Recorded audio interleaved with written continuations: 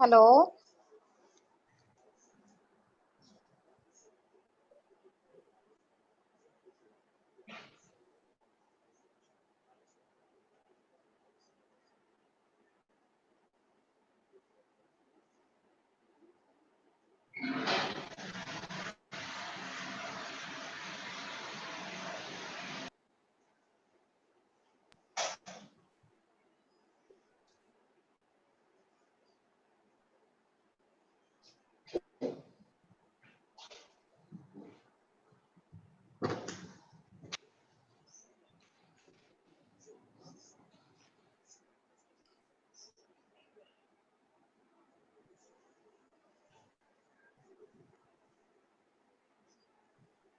Hello?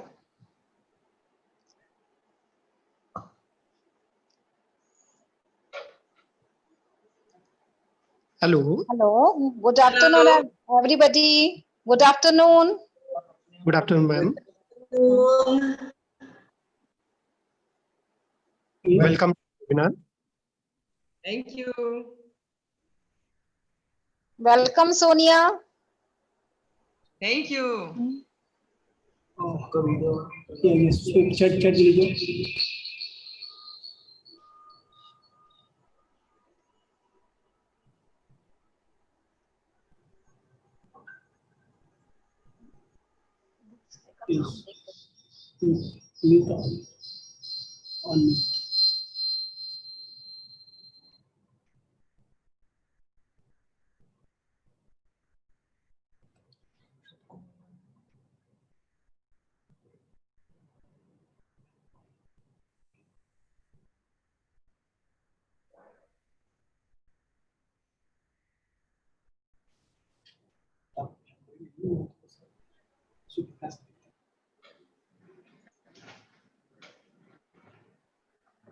Good afternoon, Arun Mohan Isroor, sir.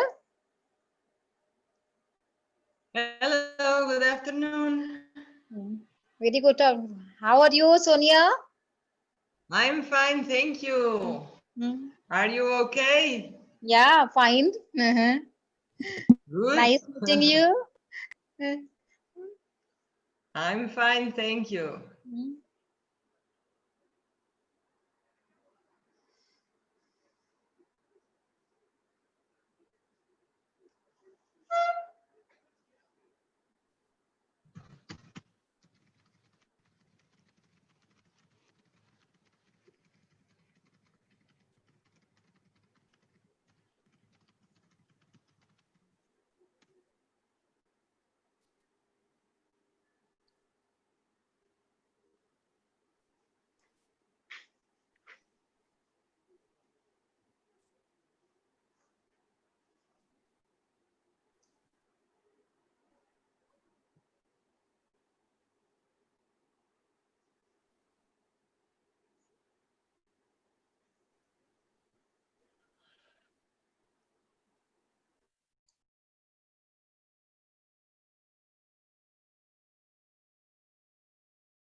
Okay. Better. Yeah, Professor Ajay. Hello. Hello. Hello. Yeah. Hello. Is I audible? This is Dr. Good SP. afternoon. Professor Surya Prakash Singh. Welcome, sir. Yeah, how are you? Sir, fine, sir. Thank you. Welcome, So Surya we'll be Prakash. starting the webinar. Yeah. So first lecture will be from? First lecture will be of Madam Sonia. She is already online. And Yes. welcome, ma'am. Thank you. Within few minutes, we'll be starting this session of the webinar. And the second speaker of this webinar will be Professor Islu. Professor Islu.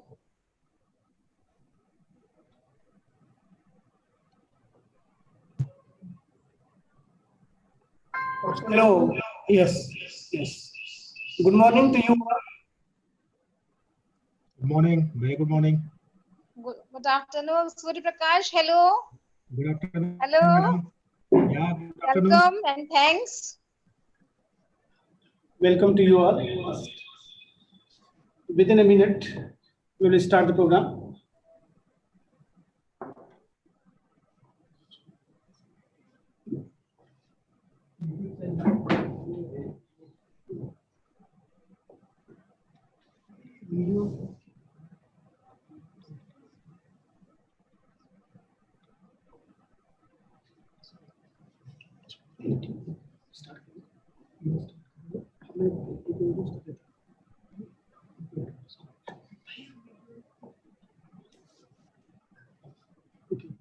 Yeah, just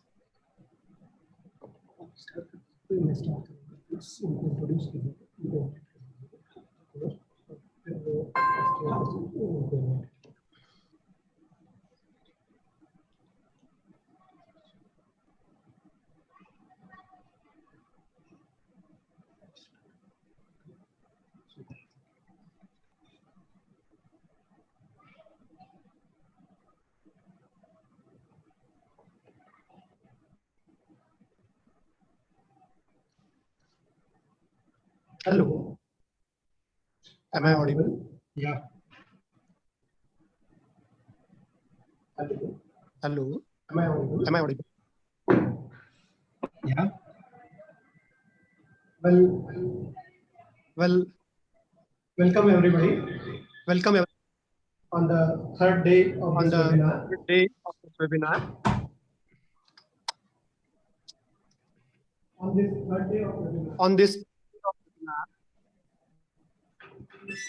we'll be having a technical session, and I request Professor Ajay Singh to introduce our chairperson of this session and welcome him. Ajay Singh, sir, please.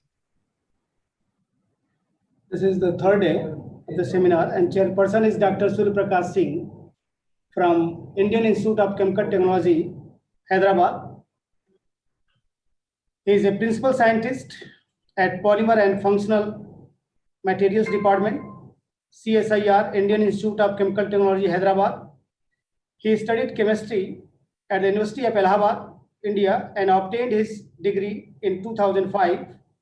Later, he joined CSIR IICT Hyderabad as research associate. After working at Nagoya Institute of Technology, Japan, as a postdoctoral fellow 2006 to 2008, he joined Osaka University in 2008 as an assistant professor. He worked as a researcher at Photovoltaic Materials Unit, National Institute of Material Science, Japan. Recently, he worked as base fellow of University of California, Santa Barbara, with Professor Bajan Research Group. He has been involved in design and synthesis of materials and molecules for organic solar cells applications and published over more than 180 papers, reviews in peer-reviewed journals, and patent, edited 2 books, and author of 1 book chapter. He has awarded many state award, that is Bhaskara Advanced Solar Energy, JSP DST, Young Scientist Award, CSIR ICT Gaurav Samman, Associate Fellow of the Andhra Pradesh Academy of Sciences, New Intent Award conferred by CSIR ICT Hyderabad, Visiting Scientist from Japan, Nasi Young Scientist Platinum Jubilee Award by National Academy of Sciences India, young scientist under fast track scheme from Department of Science and Technology, India, visiting fellow, Department of Applied Chemistry, Osaka, Japan. So now I have to invite Professor Suprakash Singh as a chairperson. So please continue the session, Dr. SPC. Thank you, Professor Ajay. It's my pleasure to chair this webinar, and thank you, your team. And at the outset, I would like to welcome Professor Sonia. She is the today first speaker of this online seminar. And Professor Sonia, she has huge experience in particular catalysis, nanostructural material. Currently, she is working as an assistant professor at FCT NOVA. Professor Sonia obtained her PhD in chemical engineering, in particular catalysis, during year 2001 from University of Lisbon, Portugal. During 2000-2003, she was invited researcher and postdoc at Leiden University of Netherlands, and postdoc. She was also as an assistant researcher and principal researcher at Faculty of Engineering of University of Porto. She has been also as a visiting professor at Wuhan Textile University in China during 2019. And she has published many papers, over 140 research articles in international journal, author of 20 book chapters, and her citation index is 37, and more than 4,200 citations as per ISI Web of Knowledge. Her research interests deal with catalysis by gold mixed metal oxide, nanostructure, carbon material, environmental catalysis, oxidation reactions, and heterogeneous and homogeneous catalysis. With this, I would like to welcome Professor Sonia to have, and we are eager to listen to you. So please start your session, madam. Thank you, Mr. Chairman, and thank you all the organizers for the invitation. So this is my first webinar. I mean, on internet, I never participated in such things, so it will be quite nice. I would like to share my screen to show the presentation, but it says here that I'm not allowed. So I request the Professor Ajay to please make her the as administrator, so she could share the screen. Okay, okay. It says that the host did not allow me to share the screen.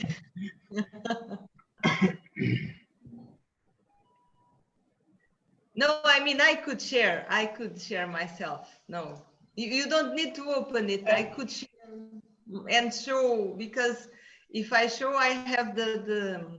So it's okay. It's okay? It's okay, okay. No problem. Well, it says here that it continues to say here that the host did not allow me to share. Okay. Yeah. Just wait. Okay. Wait.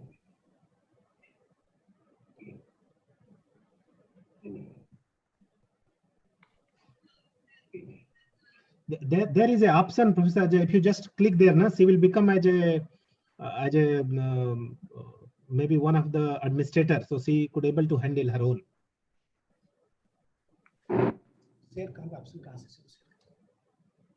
During my classes, I had classes, and then the students were also presenting seminars, and they could share the screen.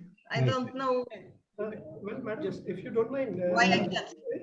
Your presentation is on screen, and as and when you will insert, we will change the slide. Is it okay? Oh, okay. Okay, if you prefer. We'll continue like that. Thank you. Okay, no problem. Thank you. Thank you. But it's not on the screen yet. Yes, it will come. Just a minute, please. Okay. Just a minute, please. Okay.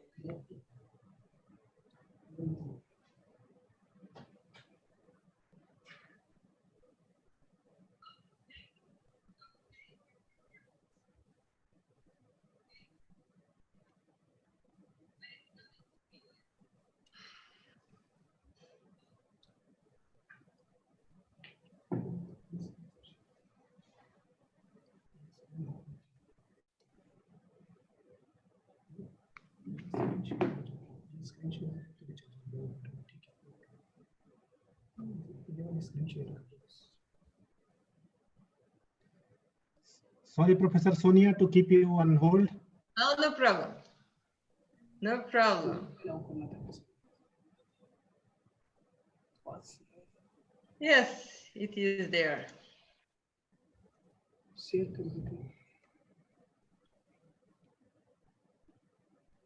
Okay, so the first slide, yes. Well, first slide is the title of my talk, which is Environmental Catalysis by Gold.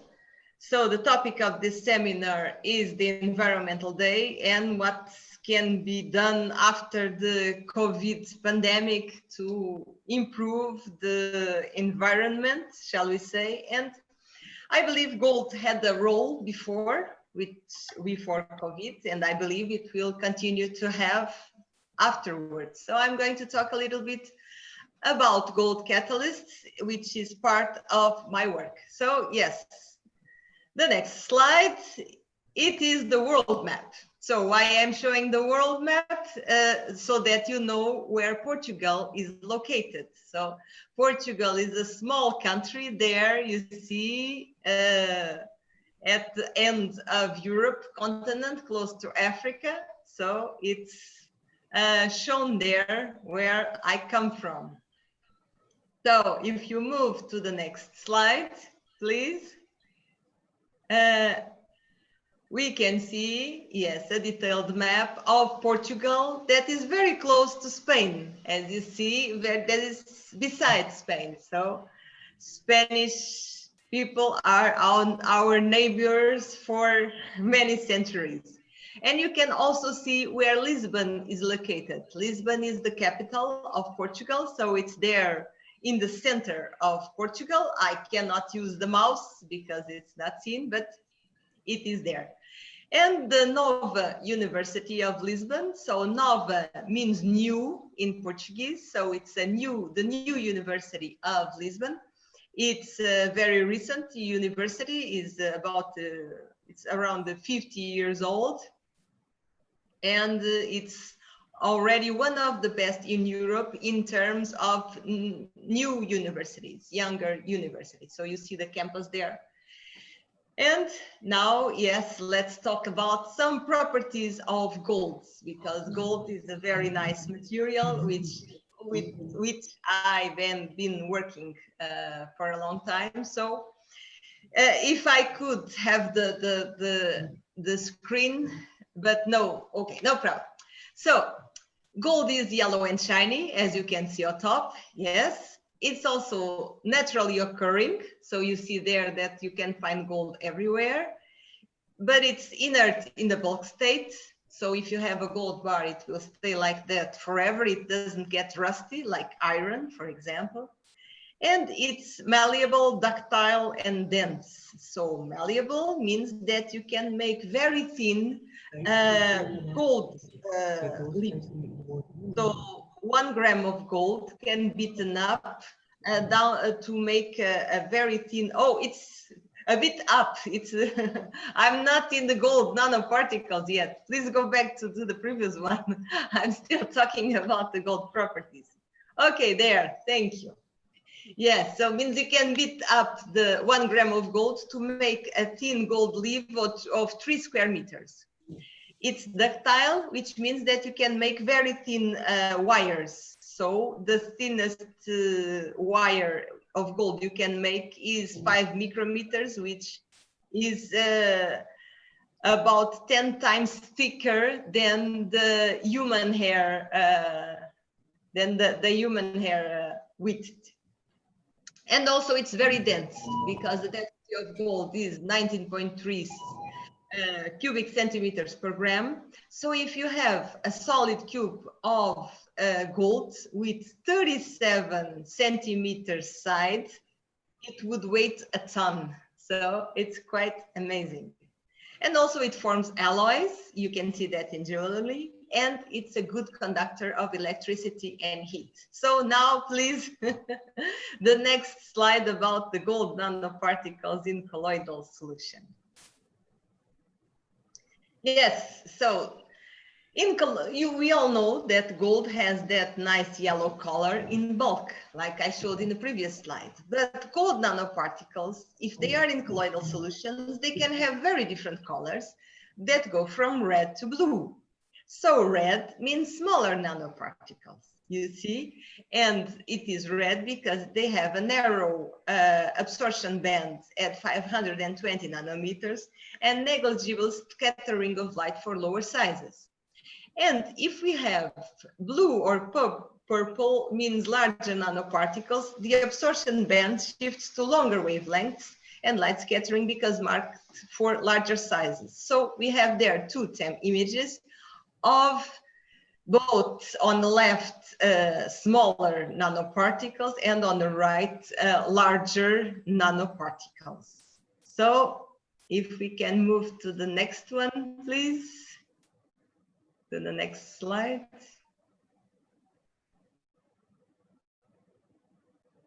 Yes, thank you. So gold is only active in the form of nanoparticles well dispersed on the support. Only active in terms of catalysis, of course. So there on the top, we have a TEM image of gold nanoparticles on cerium oxide prepared by DIM, means a double impregnation method. I'll talk about methods later. So crucial factors affecting activity are nanoparticle size, that's very important, and also the reducibility of the support and the interaction of the support with gold. And impregnation, which is a method used very commonly for platinum group metals like platinum and palladium. It works well for those metals, but not for gold, because if it were used for gold, it gives too large and inactive gold nanoparticles. We see there on the bottom an image of gold on cerium oxide prepared by impregnation, and you see that the nanoparticle has about 400 nanometers, which is considered too large for a gold nanoparticle to be catalytically active. And this happens because of the presence of chloride. Chloride causes sinterization of gold nanoparticles, especially at high temperatures, and then they become inactive. So the problem of chloride is that it forms bridges with gold, and then all particles get aggregated. Therefore, removal of chloride is very important in this kind of applications. So if we move to the next slide, please, we'll talk about efficient gold loading methods. Can we move to the next one?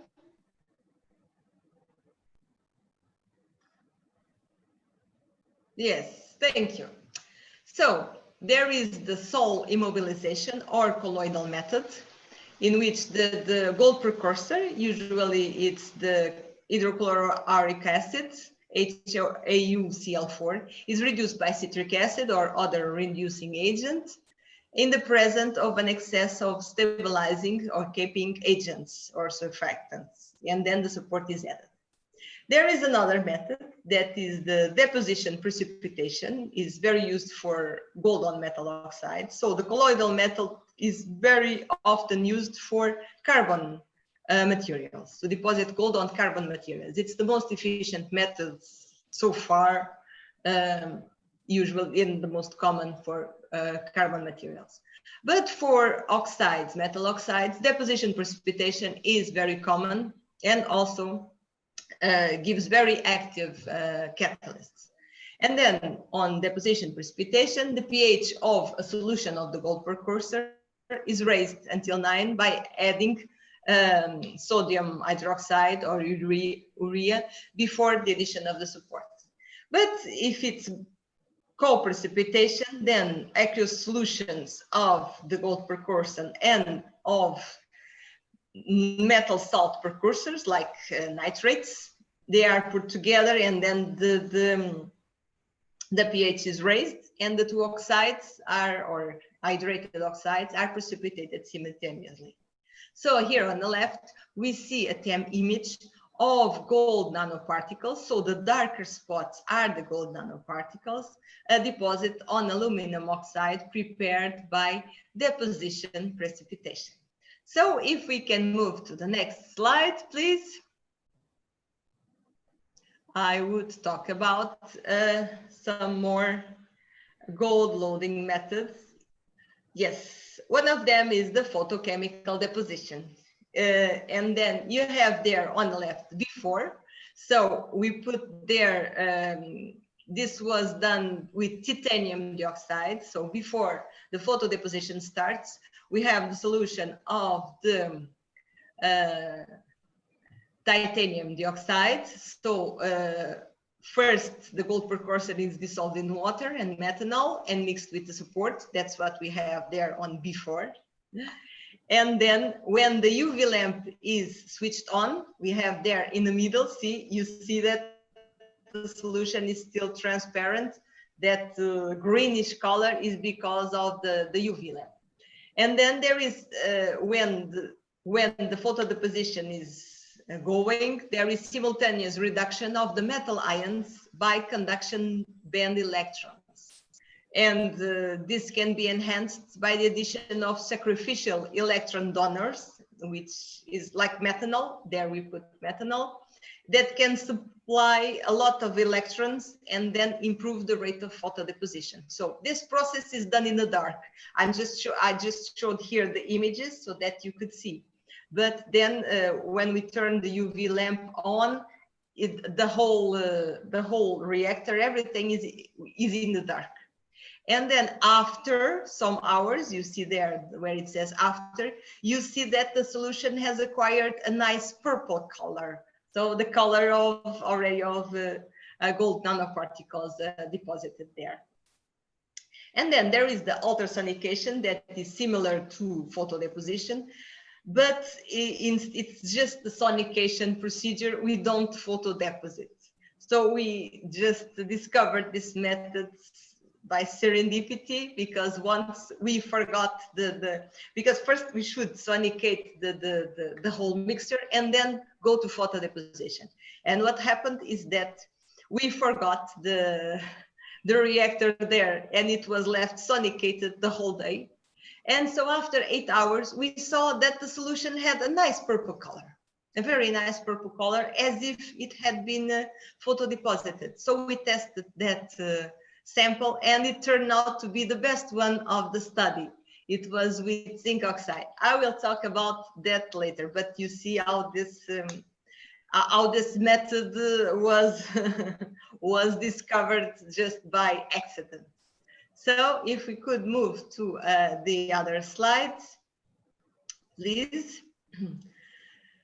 There are other efficient gold loading methods that I also have been using, like a liquid phase reductive deposition. So the gold precursor is mixed with the solution of sodium hydroxide and is left in the dark for 24 hours before being impregnated in the support.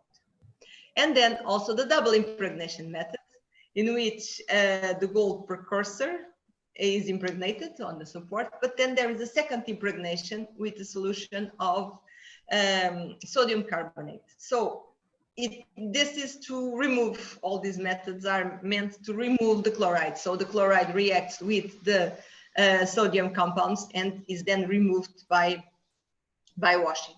And there you can see that we obtain very nice nanoparticles. So the nanoparticles there are seen as the darker spots, the small dark spots, because there is darker spots that are superimposition of the zinc oxide particles.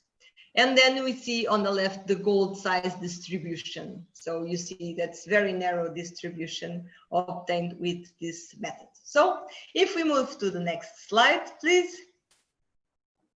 We can talk about gold prices, because if we are going to use gold, usually people say, well, gold is very expensive. Yes, it is. But when the research by gold started in 2005, gold was significantly cheaper than most traditional platinum group metal catalysts. So the price of gold was 12 euros and platinum, rhodium, and palladium, well, platinum and rhodium were much more expensive.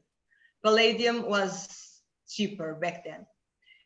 And so we could easily say, oh no, gold is not so expensive. It's cheaper than most other common metals that are used in catalysis. So if people ask that in conferences, yes, we could have a nice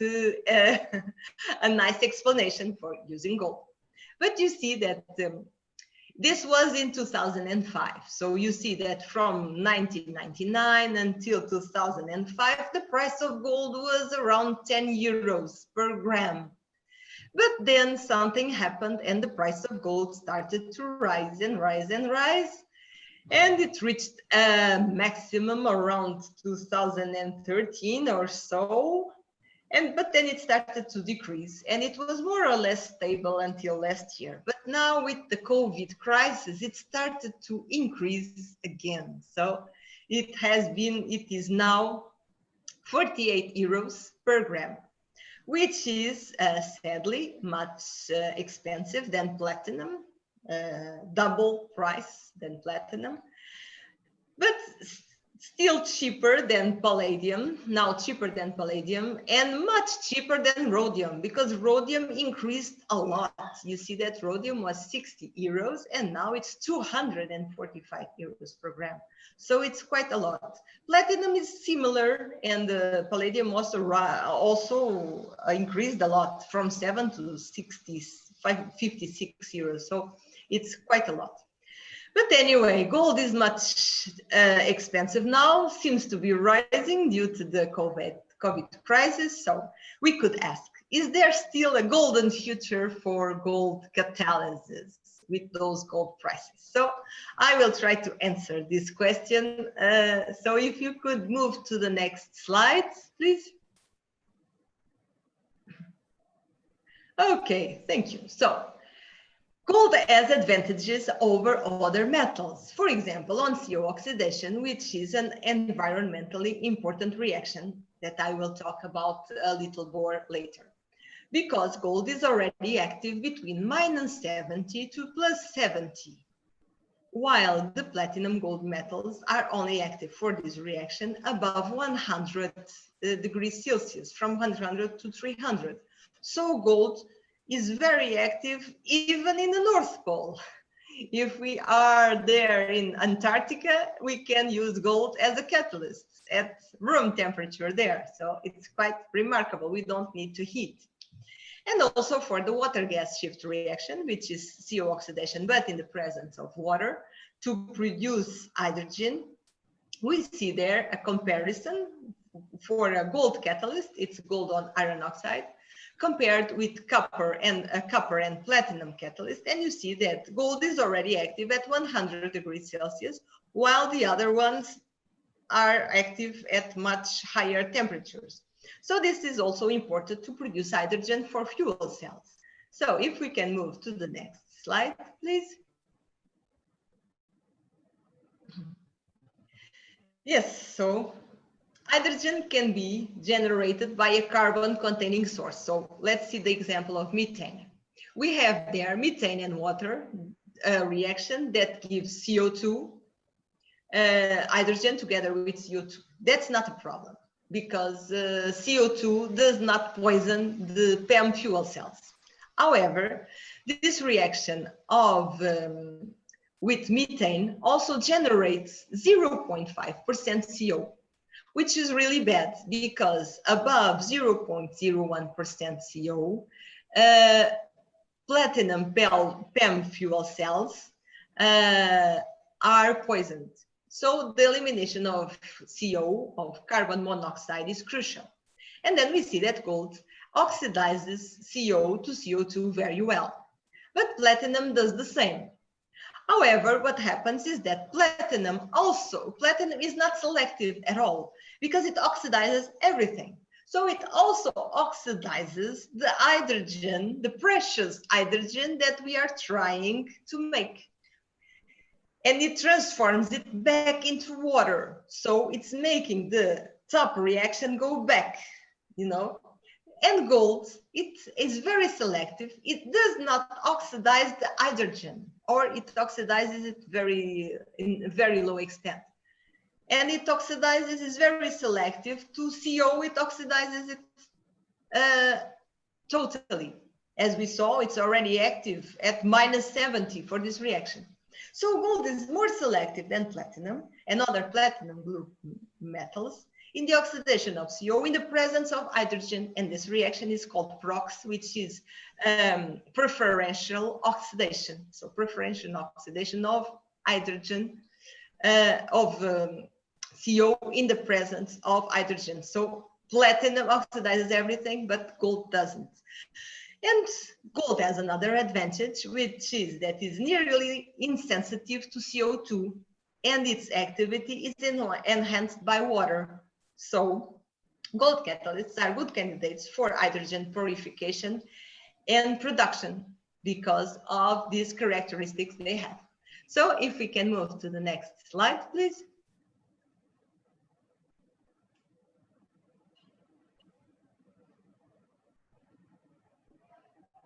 The next one.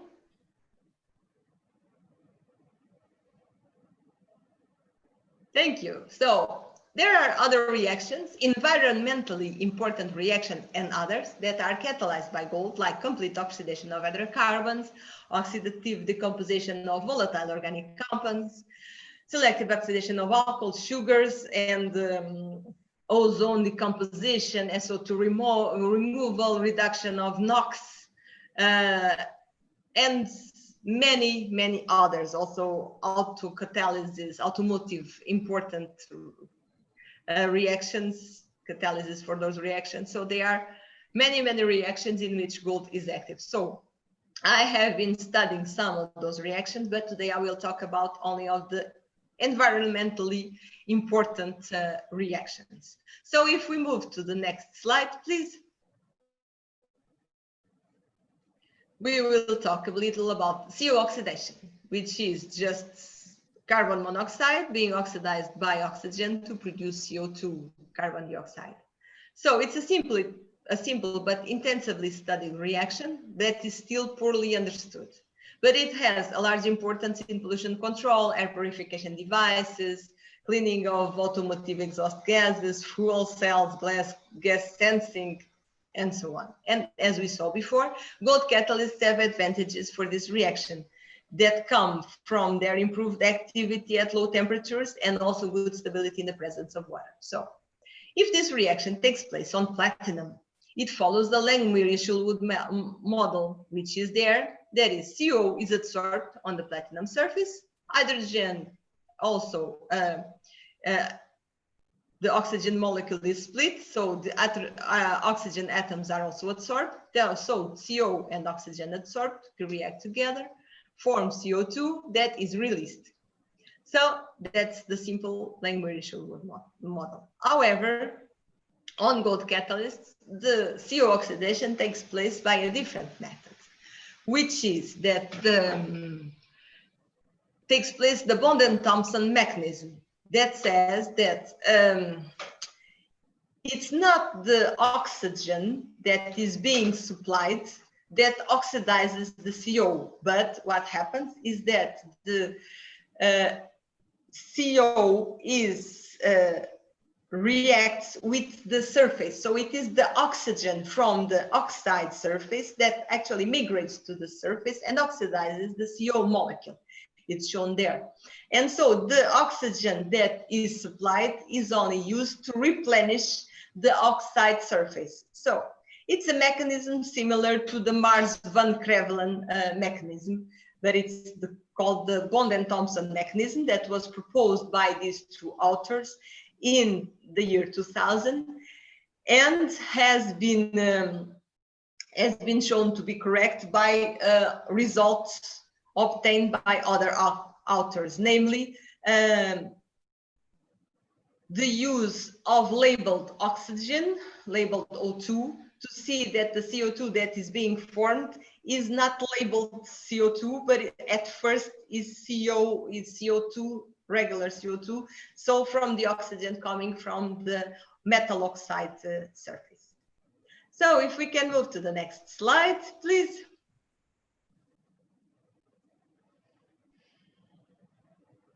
Yes. So there we have some metal oxides, gold on metal oxides. You see there some range of sizes.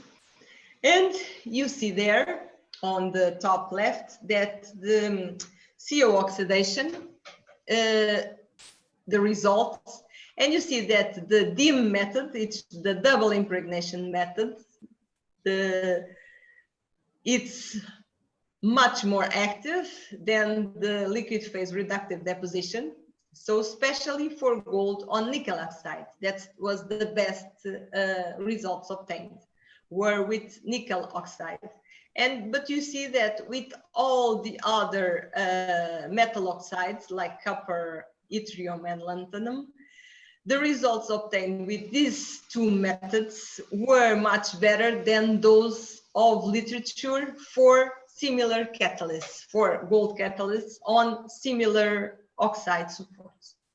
And so you see that the best result obtained for nickel oxide could be due to the smaller gold nanoparticle size, because if you see there on the left, the size of nickel gold nanoparticles on the nickel oxide are smaller than on the other oxides. And you see there on the bottom right, you see a graphic of the CO conversion. So on the top, it was the specific activity at room temperature. So those were the activities at room temperature for those different catalysts. And there on the bottom, we can see with temperature that there is already almost full conversion at 25 degrees.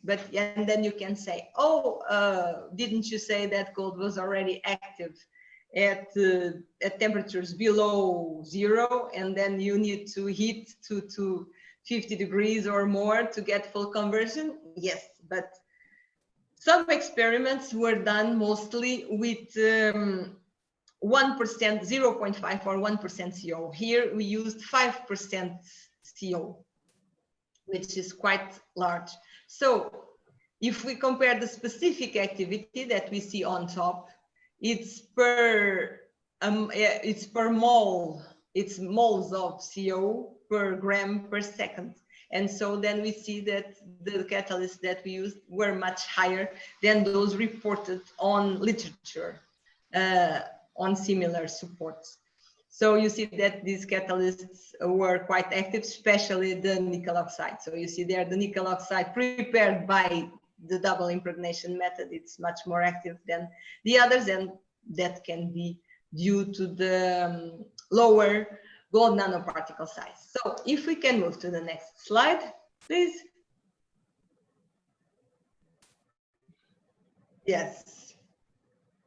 We have gold on zinc oxide. So CVD is chemical vapor deposition. So it was a zinc oxide prepared by that method, chemical vapor deposition. And it gives these nice needles. You see those needles, like some needles of zinc oxide, in which the gold nanoparticles, so the darker spots, are deposited. And so we use those different methods. So the DIM, the double impregnation, the photo deposition, and the Auther Sonication. And you saw that the DIM had the lowest gold nanoparticle size. So if gold nanoparticle size were the only thing that mattered, we would expect DIM to be the most active method. And DIM was okay, it was a good method compared to photo deposition, for example. You can see there on the results on the right. However, strangely, the Auther Sonication method, remember, it was that sample that I said that was forgotten there in the sonicator for 8 hours. So the sample with that prepared by that method, the Auther Sonication, the size was not the lowest. And so we did not explain this difference because it was the most active. It was the most active catalyst of the whole series. So it was not an effect of the support because the support was the same. You see, it's the Auther Sonication, it's the zinc oxide. And so the Auther Sonication was better. We did not know how to explain because it was not based on gold nanoparticle size, because it was not the lowest. So if we can move to the next slide, please.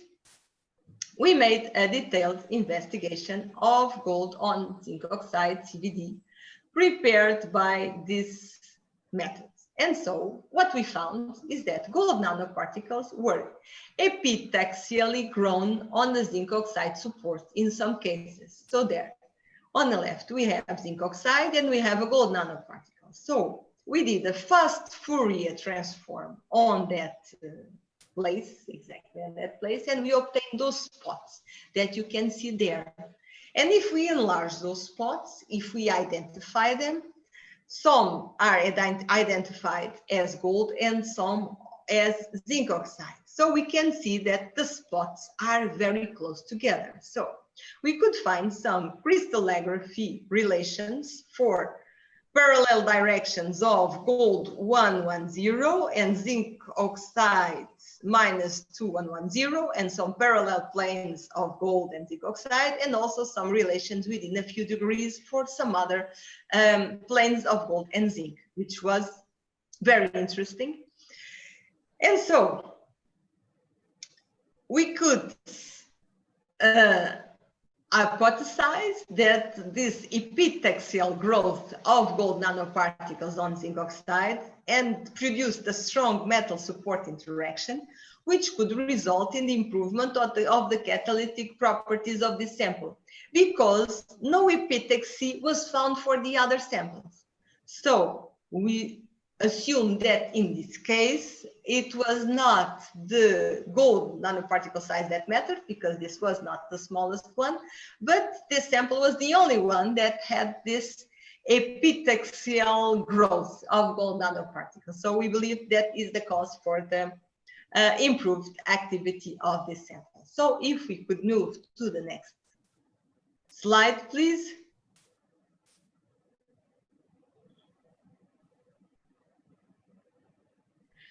Somebody is asking, how do we visualize agglomeration with TEM images?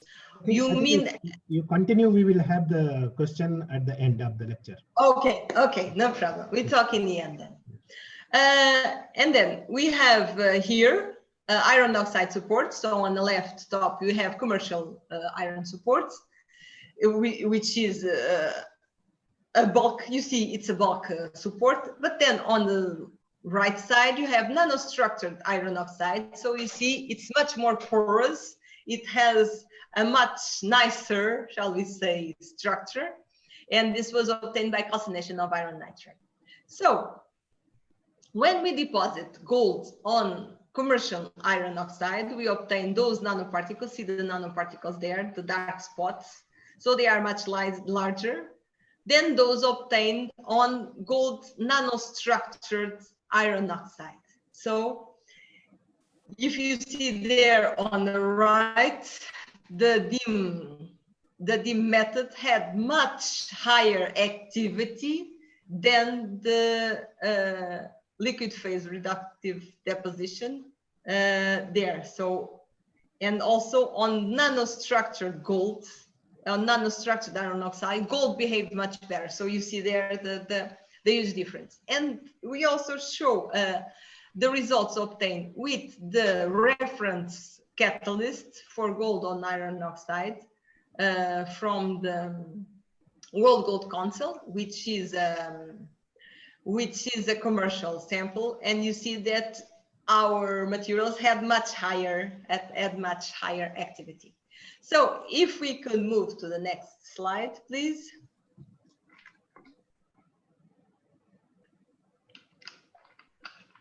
Yes, we have also gold on cryptomylane. So cryptomylane is an octahedral molecular sieve.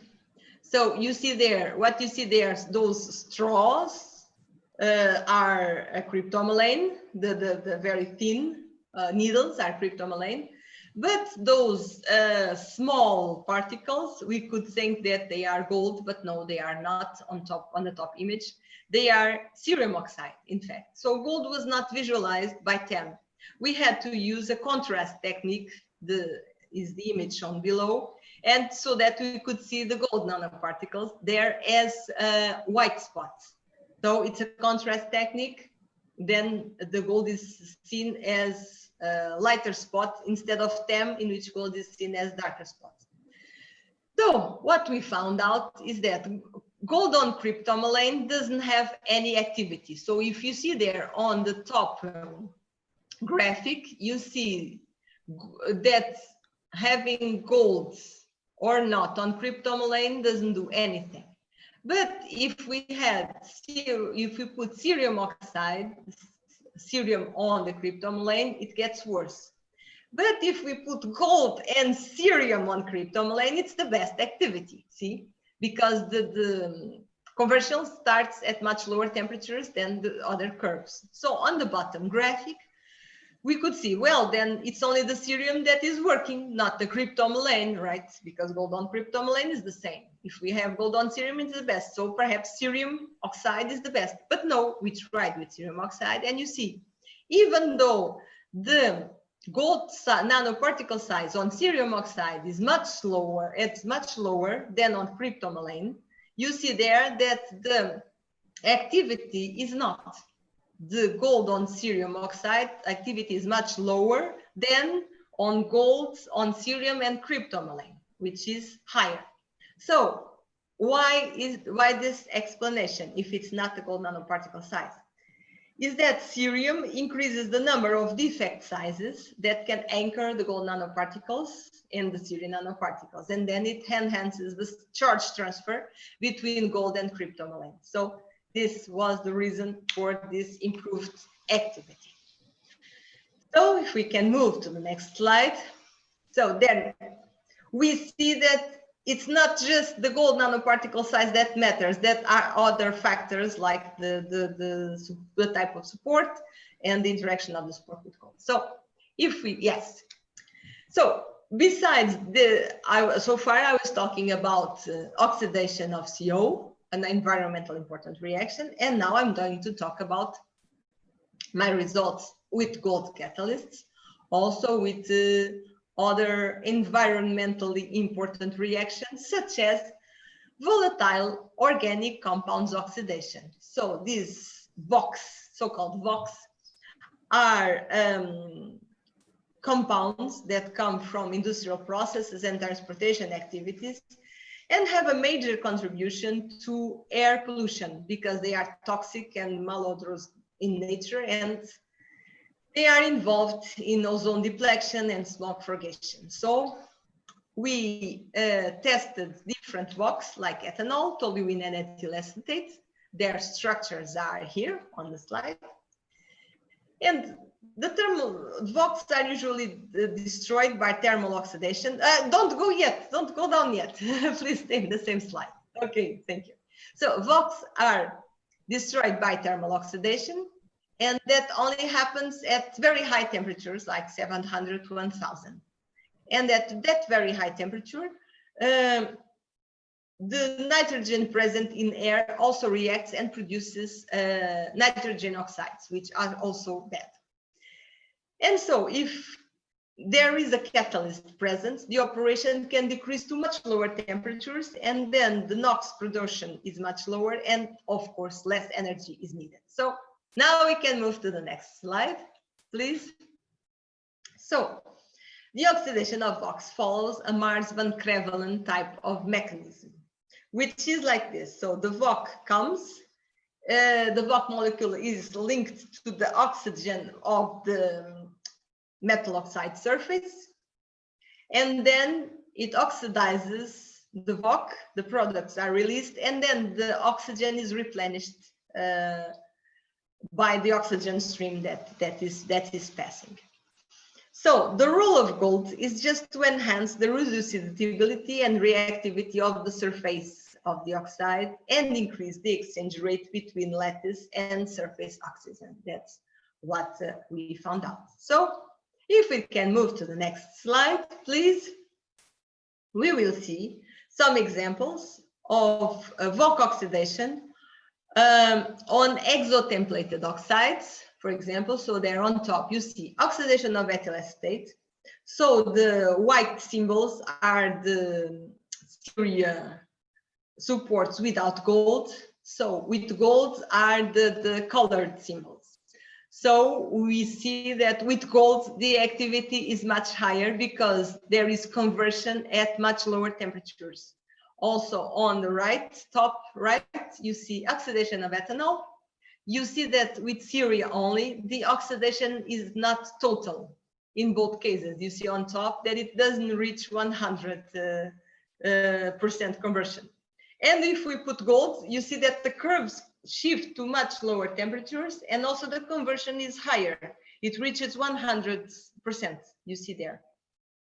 Also on the bottom part, on the right, you see oxidation of toluene by Syria. Again, that's much lower temperatures. And also, instead of using cerium oxide as support, if we use manganese oxide, the oxidation is also shifted to lower temperatures if we use gold. So you see there the gold sizes that are smaller with manganese oxide. So it was the most active catalyst C with gold. So full conversion at 200 and something degrees. So if we can move to the next slide, please.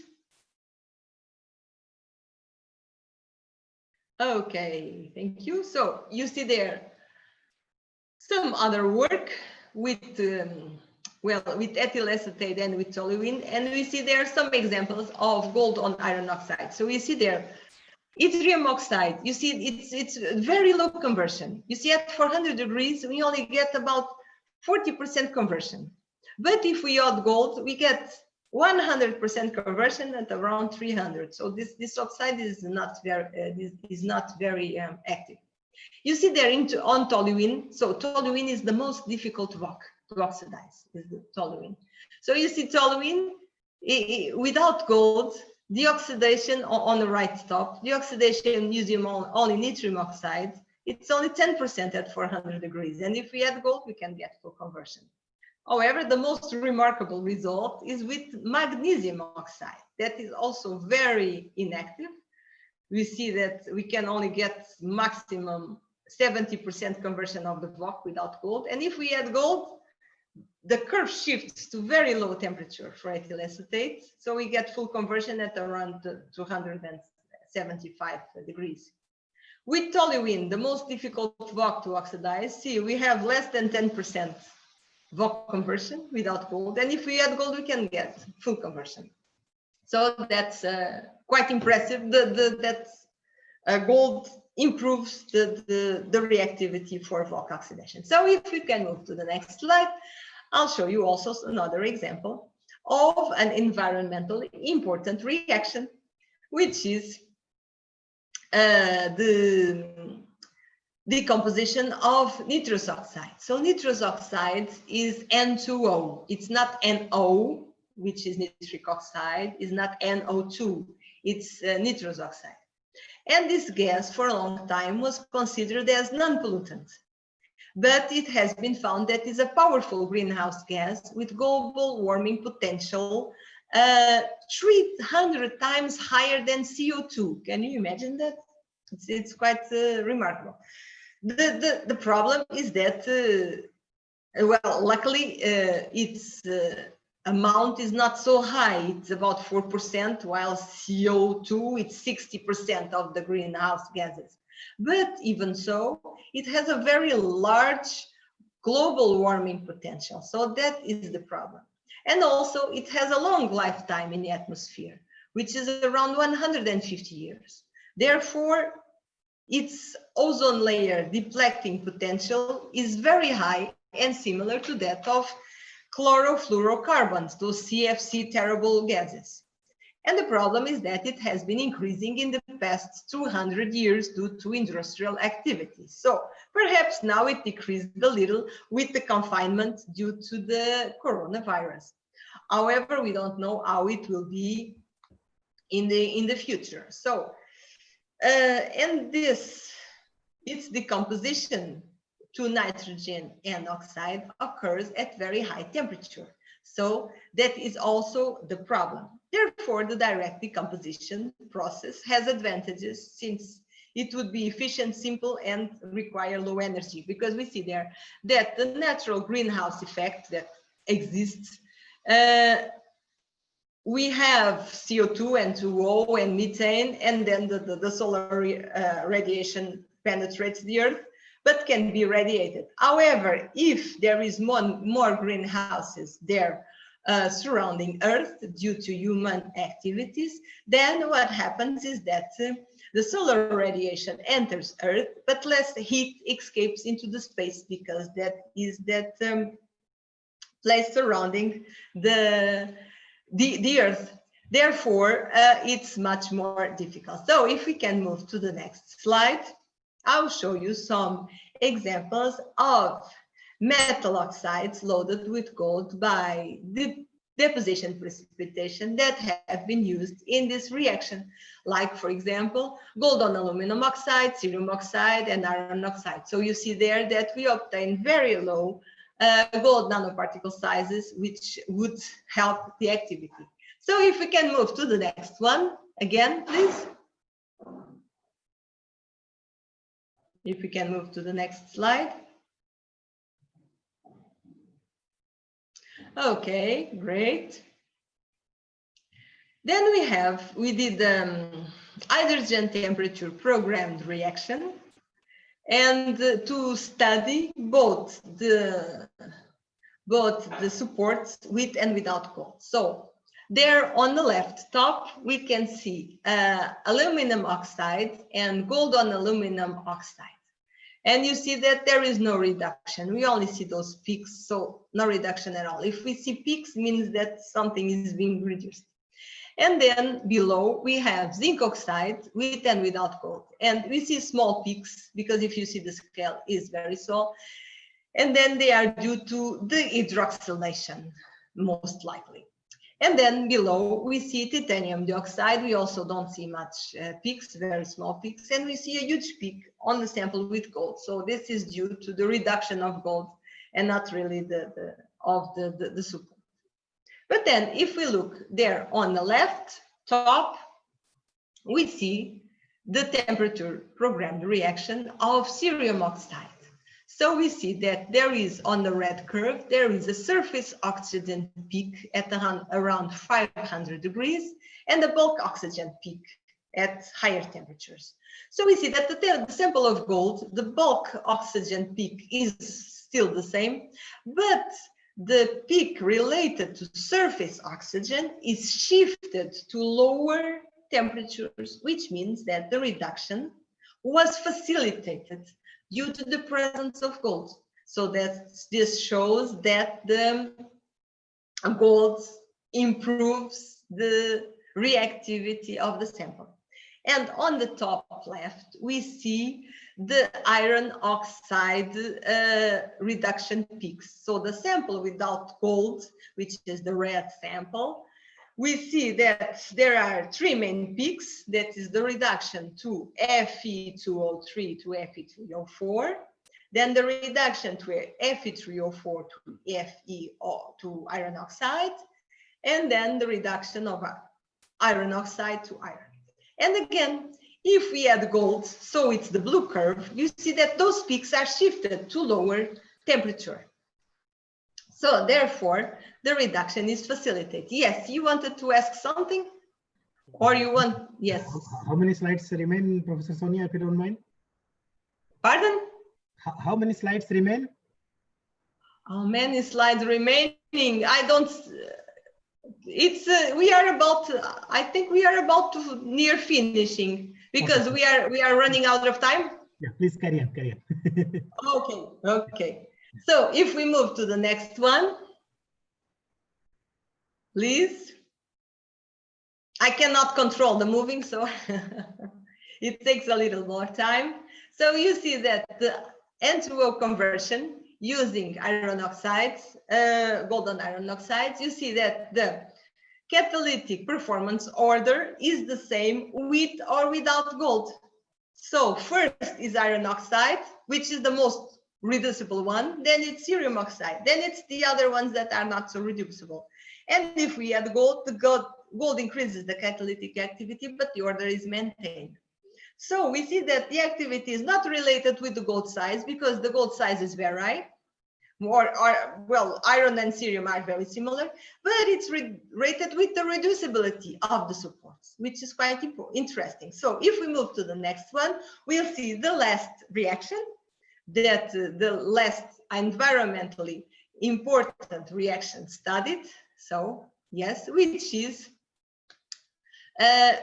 with CO2, because CO2, carbon dioxide, is the most significant long-lived greenhouse gas present on Earth's atmosphere, and its concentration keeps increasing, we know, since industrial times, and it's nowadays, it was before COVID crisis, 400 ppm, I don't know now, we need to check. And if appropriated mitigating actions were not implemented, it was supposed to keep increasing. So we have to reduce CO2 emissions, capture and store the existing CO2, and use the CO2 that are already there to produce useful chemicals and fuels. So if we can move to the next slide, I will show you some results on CO2 hydrogenation using iron oxide catalysts. So we see there that gold on CO2 was the most active catalyst, you see there of the list, and then it was stable up to 48 hours of continuous reaction, you can see there. So it's quite, it was quite a good result for the formation of methanol. So if we move to the next slide, finally, the conclusions, I won't take much time. We saw that gold is a good catalyst for several reactions, environmentally important reactions. It has unique features and advantages over other metals we saw before, and but it is only active in the form of small nanoparticles, well dispersed on the support, and we need to remove chloride. But the small gold nanoparticle size is important, but it's not able to explain everything, because catalytic activity also depends on the nature of the support and interaction of the support with gold. So I think that before COVID and after COVID, gold nanocatalysts will still have a golden future. So if we move to the next slide very quickly, just to show some acknowledgements. Well, it's the funding, the universities in which I have been working. So before being in new university, I was at the University of Porto and also of Lisbon. So if we move to the final one, I want to thank you for your attention and also invite you to visit Portugal when the COVID crisis is over. You will find these very nice, beautiful things to see there. So thank you for your attention, for the invitation. And now if you want I will answer your questions. Thank you very much, Professor Sonia. It's a very encouraging. Sorry, I took a bit longer. That usually happens. Thank you very much, Professor Sonia. Thank you. It's really very encouraging, particularly knowing about the gold nanoparticle and its various catalytic activity, particularly concerning the environments. And I noticed two things very common to you and to India. You know, the name of Sonia is very common in India. Really? Yeah, and Indian women's like gold, like anything. Really? Oh, nice.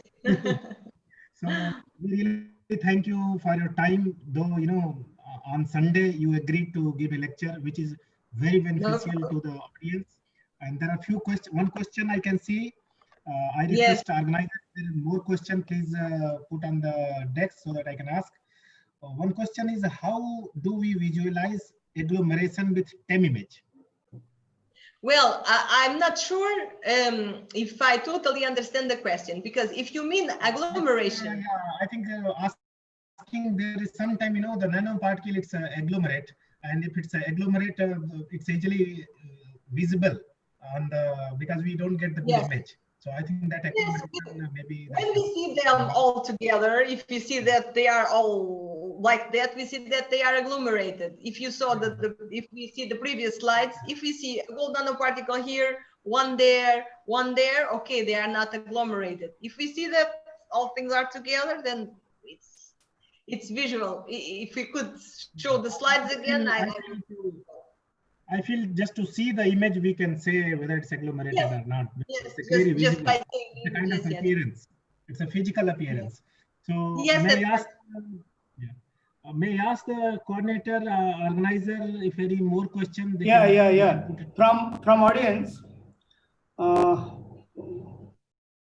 Mrs. Srividya Subramaniam, she asked, how do we visualize agglomeration with TEM images? Same thing we have asked just. How do we visualize agglomeration with TEM images? Okay. That's what we have been saying, because if we see the particles spread, they are not agglomerated. If we see dark spots all together, we see they are agglomerated. Well, it can be agglomeration of little nanoparticles, but also the particles of the support can be superimposed. And then we see, visually we see. How we can resist the carbon texture by silicon hydride and detention analysis? I'm sorry, I could not understand. How we can resist the carbon texture by silicon hydride and detention analysis? I still can, the silicon hydride? I could not. Could you please go to next question? Yeah, okay. If you write there on the Okay, chat, perhaps I can understand, because like that with the sound is very hard. If you can write, please write there in the chat. Maybe I can.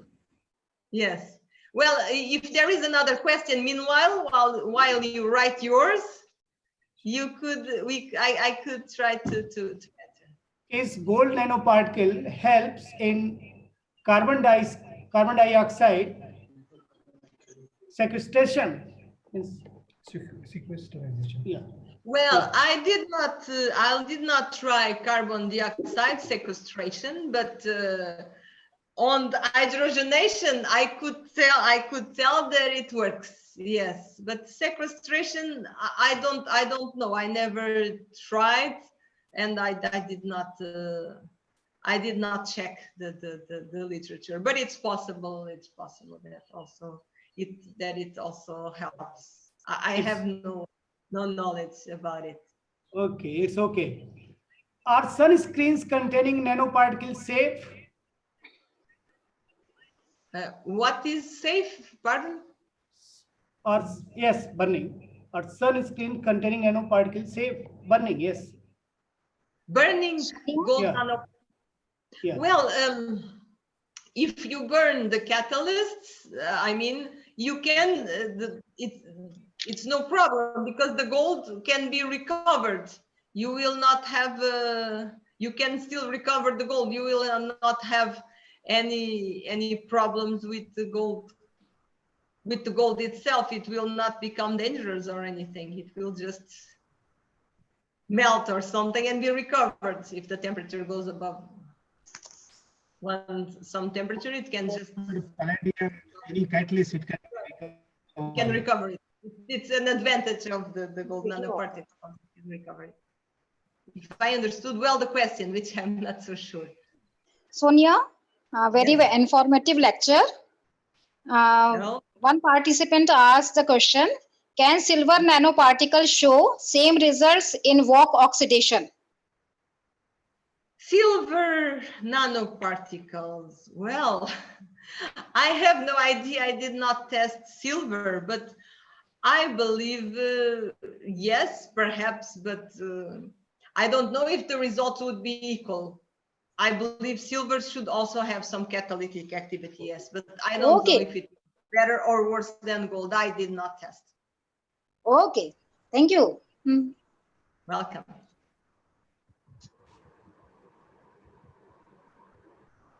So I think question hour is over. So one more question. Yeah. Whether gold nanoparticles can be used as biosensors in measurement of enzyme reactions, enzyme activity. Yes, gold can have many applications as sensors. It has been used in a wide variety of sensors. Well, not by me. I have not used it, but gold can also have many applications in medicine. Biomedicine can be used in cancer therapy cells, can be used in phototherapy, many also in cancer related diseases. Can have a role in Alzheimer's disease, also in rheumatoid arthritis,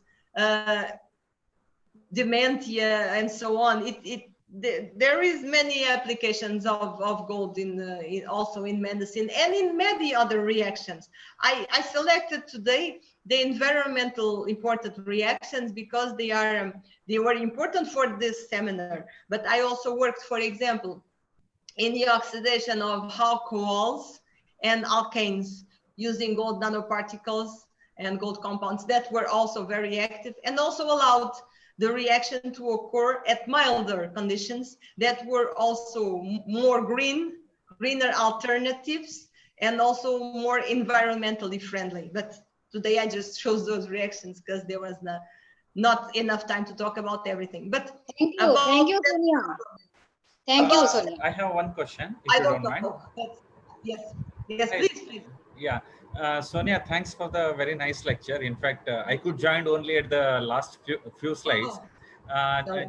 Just one information I wanted. Whether these gold nanoparticles can also show the antimicrobial properties, because anti-cancer properties is already known. Is there any antimicrobial property just like silver nanoparticles? Yes, there is. Well, actually, silver nanoparticles are more famous for that antimicrobial activities, but also has. In fact, I have a work with another group in which we tried silver and gold nanoparticles for antimicrobial activities. And the problem is that we could, and the activities were very similar, were very good. The problem is that we could not stabilize the gold nanoparticles. They got aggregated, they got together. And so the silver nanoparticles, no. And then we could publish the study with the silver nanoparticles for the antimicrobial activities, but we did not publish with gold because they got aggregated. But yes, they have also antimicrobial activities. Although I don't, that is not the emphasis of my research. I did not study that very accurately, but I have some studies with other groups and they also have, yes. Yeah. And are you open for any research collaborations?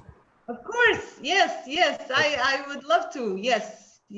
Okay. You see, there is my email. I will put my email there in the chat. Yeah, please. And it was also in the first slide. Yeah. But actually, it's there in the chat. So you can please email me afterwards and discuss future collaborations. It will be very nice. I will be I'm working on membranes for water purification application. Oh, actually, very nice. Yeah, very nice. And very nice. We are synthesizing different nanoparticles or the chemical modification of nanoparticles. And so far we have not worked on anything on the gold nanoparticles. Maybe some collaborative approach we can think of. Oh, it would be nice. Yes. My lecture will be next after your my lecture. Okay, will be there. I will see it then with interest. Maybe we can think of some collaborative work on the membrane. Sure, yes, it will be nice. I just have to say that now labs are still a bit closed in Portugal due to the virus crisis. But as soon as things improve and return to normal, yes, then we can continue our research. Yes. Sure.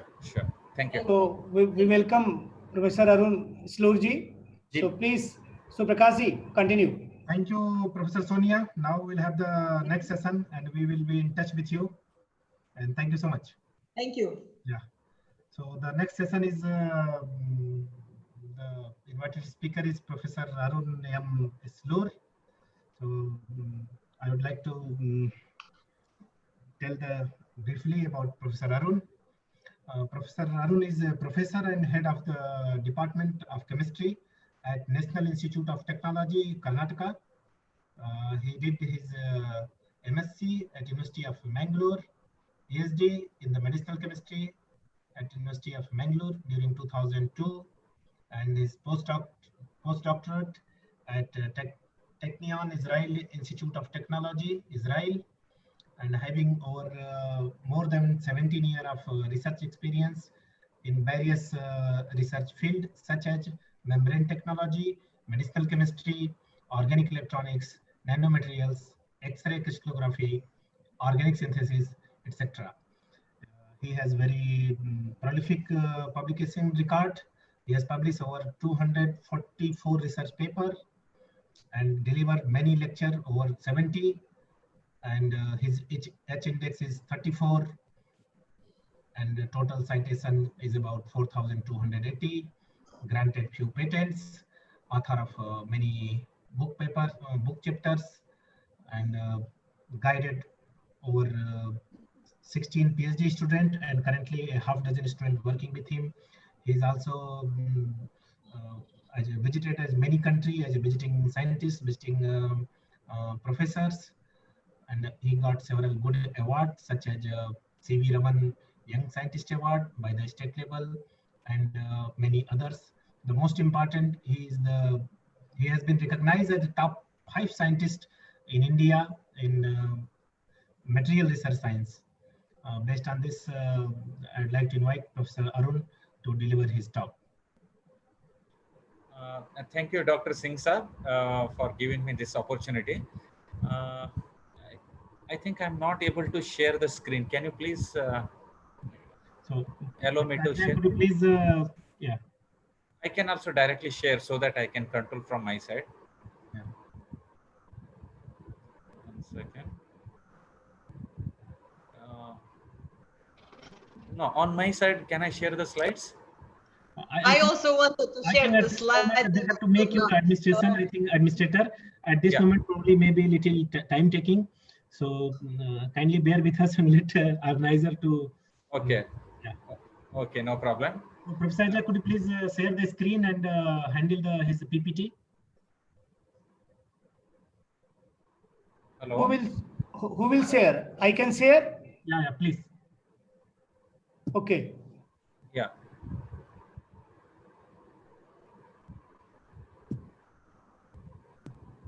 Yeah. Thank you so much, Dr. Singh sir, and also thanks to Dr. A.K. Singh ji, who gave me this invitation for delivering the lecture. And if I say that one of the advantage of COVID-19 is organizing these type of webinars by sitting at residences. Probably without COVID-19, this situation would not have been arrived, that we would not have imagined also that sitting at the residences, we can present the international webinars. Anyhow, thanks for the invitation and the COVID-19. I'll be, first let me thank, first of all, the next slide, please. Dr. A.K. Singh ji and his team members, and the director of NITK Surathkal, Professor Uma Maheshwar Rao, who is supporting all my activities, and Professor Fauzi Ismail, who is the present Deputy Vice Chancellor at University Technology Malaysia, because most of my research work has been done in collaboration with him since last 8-10 years, and also the Department of Atomic Energy, Board for Research in Nuclear Sciences, DRDO, DIT, and Vision Group on Science and Technology for their wholehearted funding support. And of course, my acknowledgements also due to all my research students present and the previous research students. Next slide. Yeah, the contents of my lecture for the next 28 minutes, it follows as such. For about first 10 to 12 minutes, let me give a brief introduction about membrane technology, about membrane materials, advanced membranes, in which thin film composite membranes as well as hollow fiber membranes, and our recent contributions in membrane technology, conclusion and the references. Next slide. Next slide, please.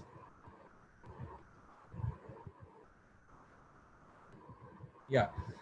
Before I speak on membrane technology, my salute to these two great personalities. So he is Professor Surirajan. Presently, he is a basically Indian who settled in Toronto, Canada. He is 98 years old. And another great personality, Professor Takashi Matsura. He is basically from Japan. And again, he settled down in University of Toronto. He is 82 years old. So Professor Surirajan is known for the development of reverse osmosis membranes, or what we call RO membranes. And the Professor Matsura is also, he has immensely contributed in the field of membrane technology. I have proud privilege to work with Professor Matsura, and we have published a few publications also jointly. So my heartfelt thanks, as well as respectful salutes to these two great personalities who have immensely contributed in the field of membrane technology. Next slide. So as you know, next one, you please keep on clicking. Yeah. The hydrosphere, that is nothing but the total amount of the water which is present in this universe, of which about 97% of water is present in the form of saline water in the oceans, and about 2%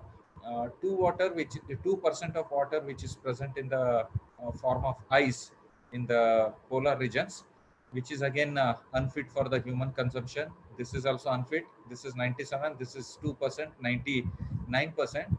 And the water which we are using for our day-to-day activities, which includes agriculture, or it may be the industrial or domestic, any such application, all together, which is less than 1%. Next slide. And because of the rapid urbanization as well as industrialization, the demand for the potable water is going like anything. And according to the World Health Organization, approximately about 55% of the human population, they are not in access to, they don't have access to pure and clean potable water. And some of these pictures are self-explanatory. You can observe here completely the river has been dried up, or inside a well there is a borewell has been digged, or the cities like Mumbai or Delhi, where such a type of polluted water stream is quite common, or even in some villages, including the towns, during the summer, these type of the situations are also quite common. And also, not only this, the water is our next slide. The water is also important for politically also. This is very, very important. For instance, I'm presently in the district called Mangalore district, Dakshina Kannada district. It's in Karnataka state. There is a Netravati river, which is providing all the required water is through the Netravati river. And the Bangalore is the capital of our Karnataka state, which is in the another district. And recently, since last 5-6 years, there's a sort of a conflict between Mangalore and the Bangalore because of the sharing of the Netravati river. Or it may be between the Karnataka and it may be with the Tamil Nadu for sharing of Kaveri water, or maybe between Karnataka and Goa or Maharashtra for sharing again the Mahadai water, or it may be even at the international level, even in the Middle East region, where all such type of the conflicts or the political conflicts, it's mainly because of the water.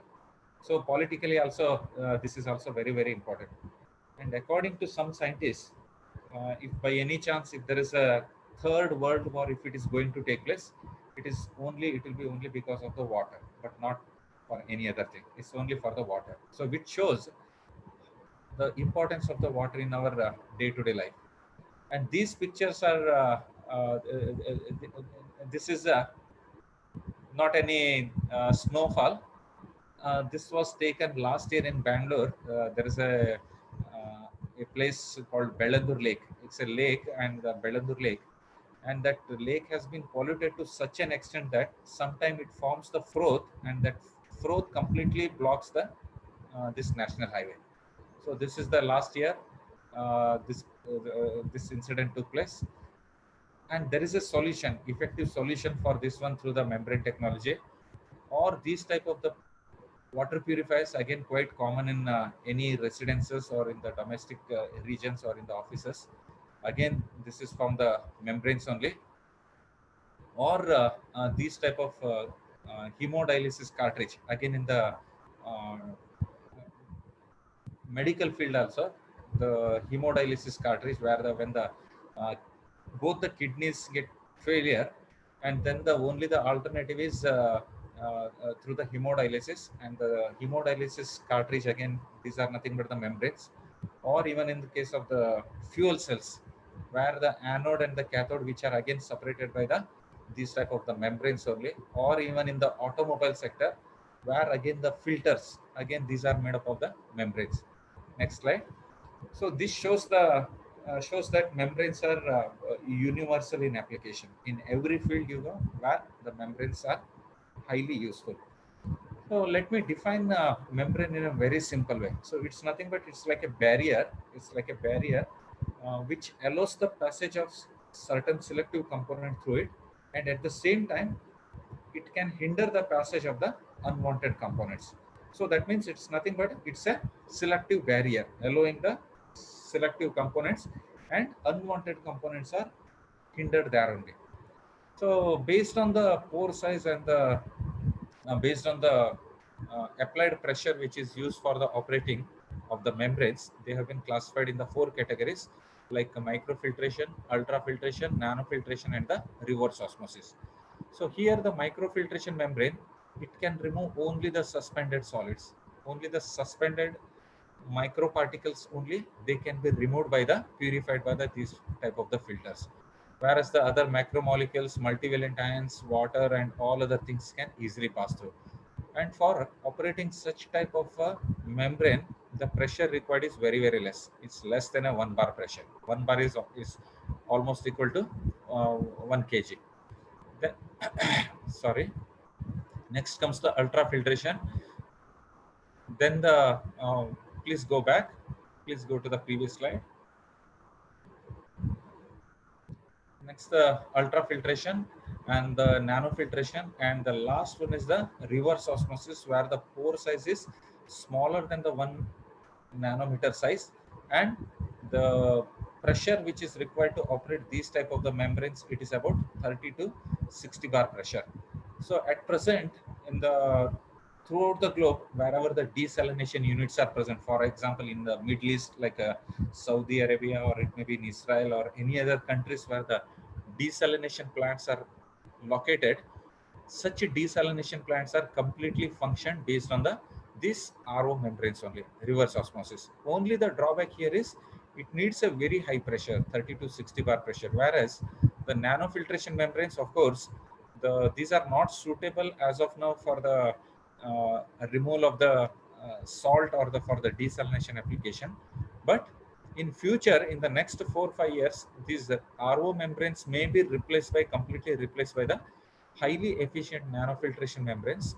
Thereby, the desalination process could be done at much lesser pressure. So we are working on, my research group is working on ultrafiltration, nanofiltration, as well as RO type of the membranes. Next slide, please. Yeah, this is again to show that the membrane application in desalination or dairy industry, pharmaceutical, biomedical, wastewater treatment, electronic synthesis, almost in every area the membranes can be used. Next slide. And the qualities of the membrane material, because since I'm basically a chemist, I'm going to talk on the membrane materials here, and of course the application of these membrane materials for the either for the dye removal or for removing of the heavy metals or for the water purification. So there are hundreds of polymers which are available in the commercially which are available, but all such polymers, they cannot be used for the membrane application. If the polymer material, if it exhibits following properties, then only they can termed as they are the required properties of the membranes. So first one is it should be film forming in nature. The second one is mechanical strength, because when some pressure is applied on the membrane, it should not undergo any sort of breakage. So that means mechanical strength has to be tolerated by these membranes. And also thermally they must be stable. Chemical stability must be there, because sometimes the wastewater which is enriched with varieties of the chemicals, in such case the membrane may get destroyed because of the chemicals present in the water. So chemically it should be stable, and more importantly there should be a proper balance between hydrophilic and the hydrophobic nature. So some of the polymers like polysulfone or polyacrylonitrile or PVDF or cellulose acetate, chitosan, these are some of the most commonly used materials for the membrane application. But unfortunately, all these none among these commonly used polymers, none of the polymeric material is showing the all above required qualities. So for all these polymeric materials, one or the other drawbacks are there. So as a chemist, myself as a chemist, so we are trying to improve the properties of the membrane, properties of these polymers, so that they can be make use for the membrane material. Next one. Next slide, please. Yeah, this is again PVDF, or it may be the polyether sulfone or the polyphenyl sulfone, commonly which are used. Next slide. But the major drawback in those material is that they are hydrophobic in nature. If the application of the membranes is for water purification, in such case they should be more hydrophilic. So here you may ask me how these membranes can be prepared. The preparation of membranes is a very simple, just like making rotis or what you call the bread. First, you need to prepare a polymer solution of a desired viscosity, then spread it on a glass plate. We have this automated instrumentation, but the starters, they can use a normal glass plate and a normal knife, a glass knife, or which is called as a glass rod, which is called as a doctor's knife, that can be used. However, we have this automated instrumentation. So after introducing this polymeric solution, just uniformly move the uh, glass rod, so that the solution get uniformly spreaded, and then dip it in the water, and the separation of the membrane which will take place. So this is a schematic representation of the SEM picture of a cross section of a membrane. Next slide. And here the previous method what I explained, that is about making the flat sheet membranes.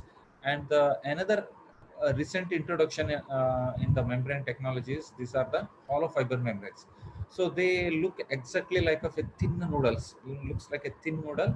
However, and completely they are hollow in structure, just like you imagine a straw or a pipe, which is completely the hollow. So those type of the membrane you can observe here, the bunch of the hollow fiber membranes which are used in the commonly in hemodialysis cartridges, or even for the reverse osmosis process for the desalination, etc.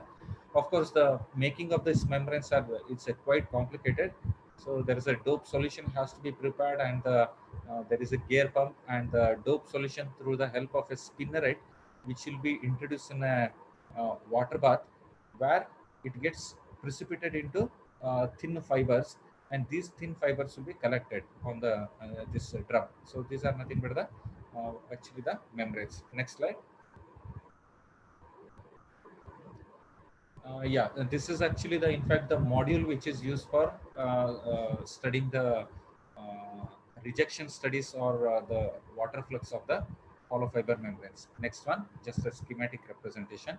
Yeah, this is actually the cross section of a hollow fiber membrane. You can observe here in the central part there is a lumen, a completely hollow structure, whereas these are micro finger like structure through which the separation of the fluid or gases which will take place. Next slide. Next slide. Yeah, these are actually the modules, again, commonly used in the commercial RO membranes or commercial water purifiers. These are known as spiral wound configuration. On a hollow tube, the membranes and a spacer, sandwiched membrane as well as the membrane and the spacer, which are of about 3 or 4 layers, which are spirally wounded. Next slide. Just the schematic representation, this one. Next slide. This is actually the schematic representation for the hollow fiber membranes. Hollow fiber, a large number of the hollow fiber membranes. Again, it makes a cartridge. Next slide. Yeah. The one of the latest advancement in the membrane technology is thin film composites, and the thin. Please go for the next slide. Press it the next. Here actually in the thin film, press it again. Next one. In the thin film TFC or the thin film composite membrane, there is a very thin, as the name itself is indicating, this top layer is, it's a very thin semi-permeable membrane, which is of about 5 to 10 microns usually, and the rest will be highly porous structure. You can observe actually the filtration of the water molecule which take place here, and once the filtration is taking place at the very thin layer, then through these channel structures the water can pass through. Next one. Next one. Yeah, and this is again a cross-sectional picture. Next one. Yeah, let me in a very brief way, let me describe how these thin film composite membranes can be prepared. So first we need to prepare we need to uh, take a normal microfiltration membrane, and on the surface of the microfiltration membrane give a coating of these type of diphenyl compound in the aqueous phase, and allow to dry that. Once it is dried, then that can be dipped in the these type of trimethyl chloride, TMC, or the trimethyl chloride in the organic phase, and then allow to undergo the interfacial polymerization. So it undergoes the polymerization, and it forms the this type of the strong bonding.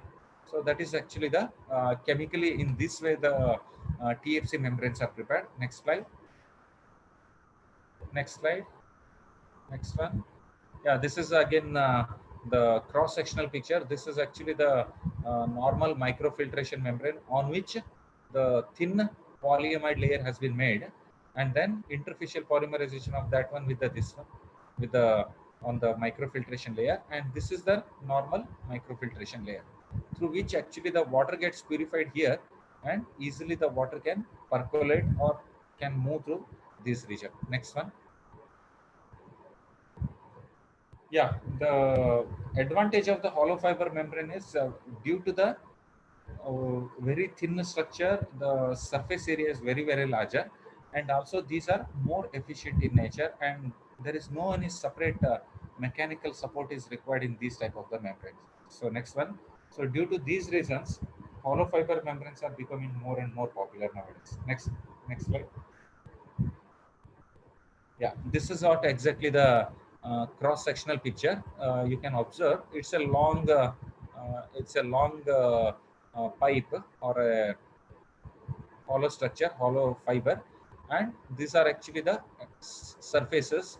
Here actually on the surface there is a purification, and easily the water can percolate through the these finger-like projection. Next one. Yeah, in the next, I think, since of how much time I have? Okay. I'll go for another 12-15 minutes. Yeah, please carry on. Yeah. 10 minutes. Yeah, 10 to 12 minutes. I'll try to complete it. So our little contribution in the membrane technology. All of you might have came across with the varieties of the varieties of the nanoparticles which are used in the for the different applications. However, we always wanted to be different from that of the other research groups. So what we did was we have prepared here zwitterionic polymer nanoparticles. They are not the normal polymer nanoparticles, but zwitterions. That means a molecule which is having both positive and the negative charge. They are termed as zwitterionic molecules. So zwitterionic polymer nanoparticles we have prepared, and this method is by distillation precipitation polymerization. This method is a very simple method. It can be done in any simple chemistry laboratory, and those polymer nanoparticles were introduced into the membranes, and the membranes were found to be excellent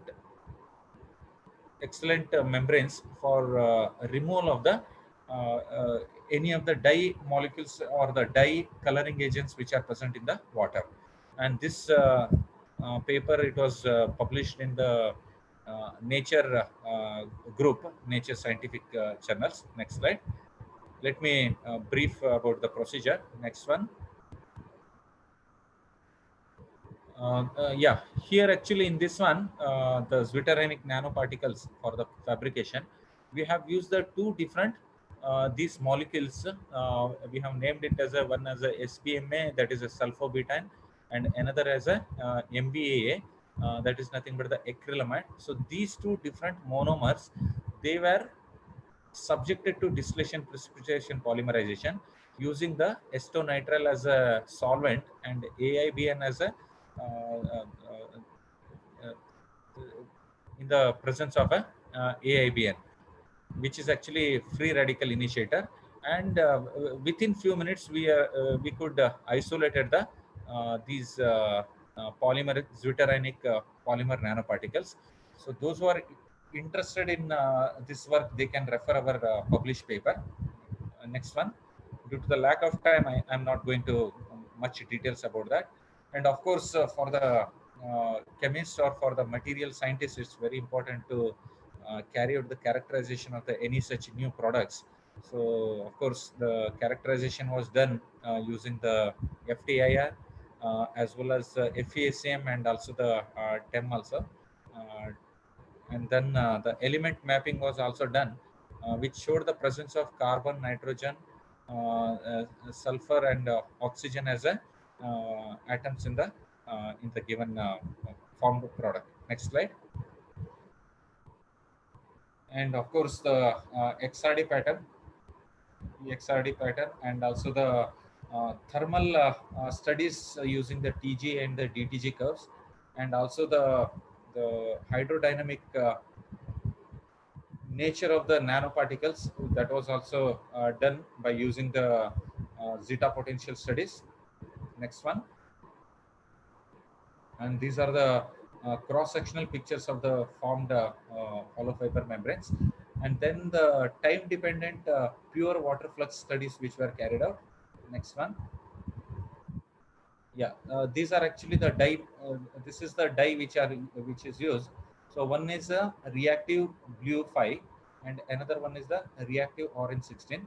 In both the cases, the above 97% of the dye was successfully removed. You can find here. This is the last one. Finally, after passing through the membrane, about 97% here, and here about 98%, 97 to 98% of the dyes were removed. Next one. Yeah, this is another our contribution in the field of membrane technology.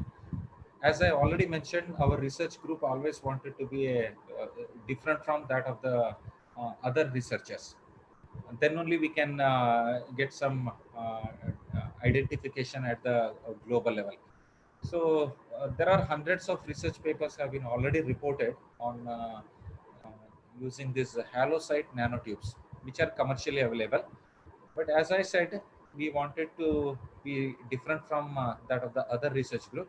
So we wanted to do some structural modification on these hallocyte nanotubes. So what we did was, commercially, of course, these were procured. These hallocyte nanotubes were commercially procured, and then we have coated the dopamine, and then the dopamine was subjected to the polymerization, so that the polydopamine coating was done on these hallocyte nanotubes. So the dopamine, because This is one of the dopamine. You know that this is a neurotransmitter and it's a natural molecule. So, of course, even though it's a natural molecule, it is a chemically, it can be artificially, this can be synthesized, and this is a non-toxic in nature. And then whatever it can be easily polymerized into polydopamine, and the polydopamine is antimicrobial in nature, and it's a non-toxic to the human being. And moreover, it has a strong adherence property on any of the material. So because of these properties, we have chosen the dopamine and then subjected to polydopamine, and this polydopamine was coated on the halosite nanotubes. So these are the HNTs, and these are modified HNTs. So we named it as a MHNTs. And these modified halosite nanotubes, which were introduced into the membrane matrix, and the membranes were used for the separation or removal of the heavy metal ions which are present in the wastewater. And this paper was uh, uh, published, and it was accepted at immediately in the very prestigious Journal of Material Chemistry A, which has an impact factor about 8.7. Next slide. Let me go to the scheme very briefly. So this is the dopamine molecule, which was subjected to intermolecular cyclization, which on intermolecular cyclization, it forms this one, the oxidation, and then polymerization. This is the polydopamine. This was coated on the halosite nanotubes. Next one. Next one, please. Yeah, of course, the characterization, the TEM images for the HNTs as well as the modified HNTs. Next one. These are actually the cross-sectional pictures of the uh, membranes which are containing the modified HNTs, and also the elemental mapping studies for the membranes also, that was also carried out. Next one. Next slide, please. Yeah, this is an interesting one. So here, these membranes we have also screened for the antimicrobial studies. You can observe here a small membrane piece, and in the surrounding zone of the membrane, there is no any growth of any of the microbes. Whereas in the outside this particular zone, you can observe the small white patches, which are nothing but the growth of the microbial colonies. But in this region, there is no any growth of the microbes. Similarly, here also you can observe there is no any growth of the microbes. So the heavy metal rejection study also, that was also carried out. For the removal of the lead, it has showed about 79%, and for the cadmium there is about 77% of the cadmium which was successfully removed. Next slide, please. Yeah, this is the another interesting work. Here what we have done is the commercially available bentonite clay, that was some structural modification which was done, and this bentonite clay was used for preparing the nano composite membranes. Next slide. And basically this bentonite is nothing but it's a aluminosilicate. This is a aluminosilicate clay which is commercially available in the name of multani mitti, or commonly used in the beauty parlors. So we have used the same multani mitti. It was this is actually the crude bentonite, or the multani mitti. This was treated with the concentrated sulfuric acid, and then it has formed the fine white colored pure white color, the powder. This is nothing but this is actually the uh, acid activated bentonite. So this acid activated bentonite material, which is having this type of the skeleton, and due to the addition of this, it can strongly uh, enhances the hydrophilic nature of the membranes. Next slide. And also not only that, it can give the physical properties also significantly, which got enhanced. So these are the different studies which are for the cadmium studies, which showed about 65% of the cadmium from the wastewater that could be removed. Next slide, please. Next, please. Next one. Yeah, this is the another one. Here actually the we have synthesized a Noel Polymer. Next slide. Let me give the scheme of that one. Next slide.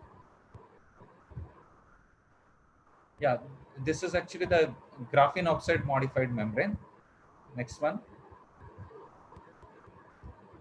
Yeah, all other characterization with the zeta potential, or it may be the EDAX as well as the elemental mapping of the prepared membranes. Here, the graphene oxide material, which is again available, that also we have prepared in the laboratory, on which it was chemically bonded with the this MBA, this particular zwitterionic nanoparticle containing polymer. So that means here the graphene oxide on which the chemical bonding of these zwitterionic nanoparticles that was introduced. Next one. Next one. And this was in the XPS, and all other characterizations were done. And this paper has been published in the ACS Applied Polymer Chemistry, Applied Polymer Science. Next one. Next one. Next, please. Next one. Next one.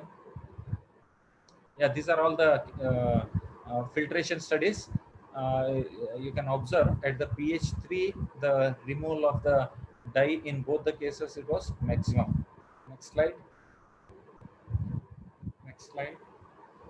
I'll wind up in 3 to 4 minutes. Next one. Next one. Yeah, this is another one of the Noel Polymer, which was this is the Noel Polymer, which was first time reported from our research group. The synthetic strategy which we followed is a very simple.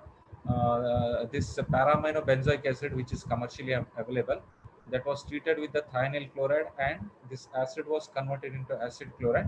Then this was treated with the glycine molecule, okay, in presence of the aqueous sodium hydroxide, and it forms this benzoyl glycine. This is commonly known as hippuric acid or benzoyl glycine.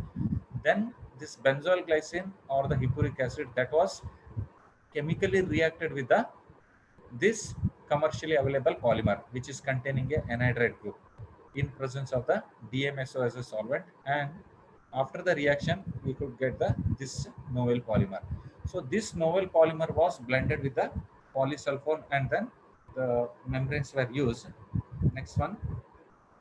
And this paper was it was published last year in the elsewhere journal, that is chemical engineering, about 8.5 impact factor. Of course, for this new material, the characterization by FTIR or proton NMR was also carried out. Next one. Next one. Next one. Yeah, the XPS studies are also done, and the molecular weight cutoff was also carried out. It showed that the membranes are in the ultrafiltration range.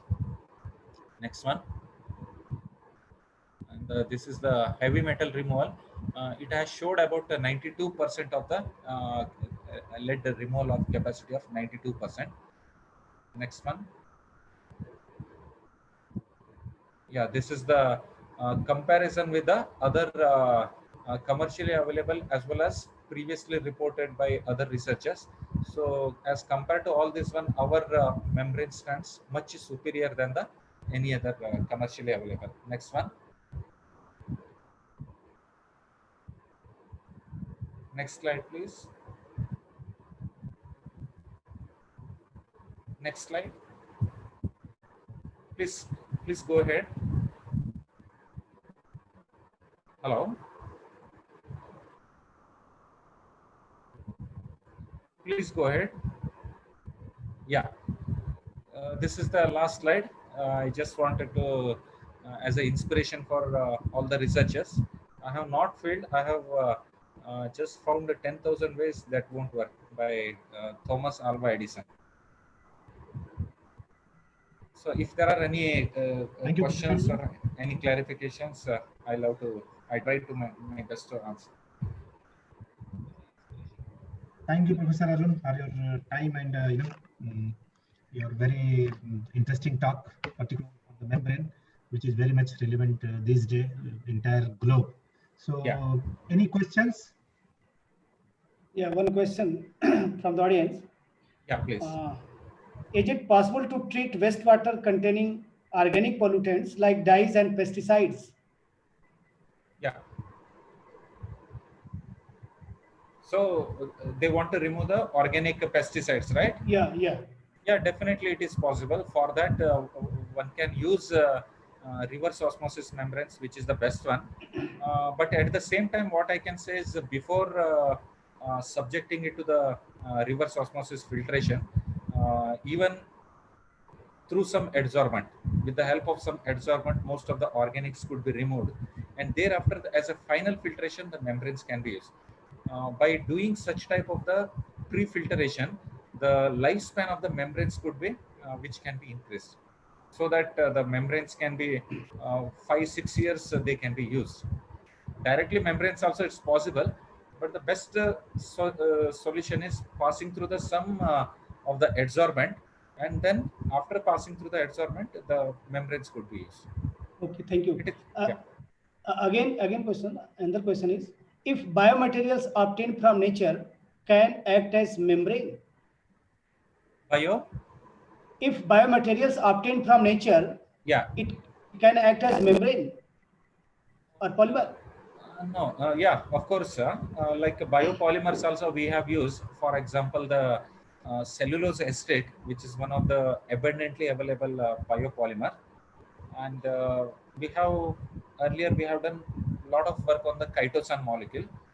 Chitosan, you know, it's a biopolymer which is present on the outer skeleton of crustaceans, like the prawns or lobsters, or the prawns or other aquatic animals. So using that chitosan molecule, which is purely the biopolymer, using that also the membranes have been done.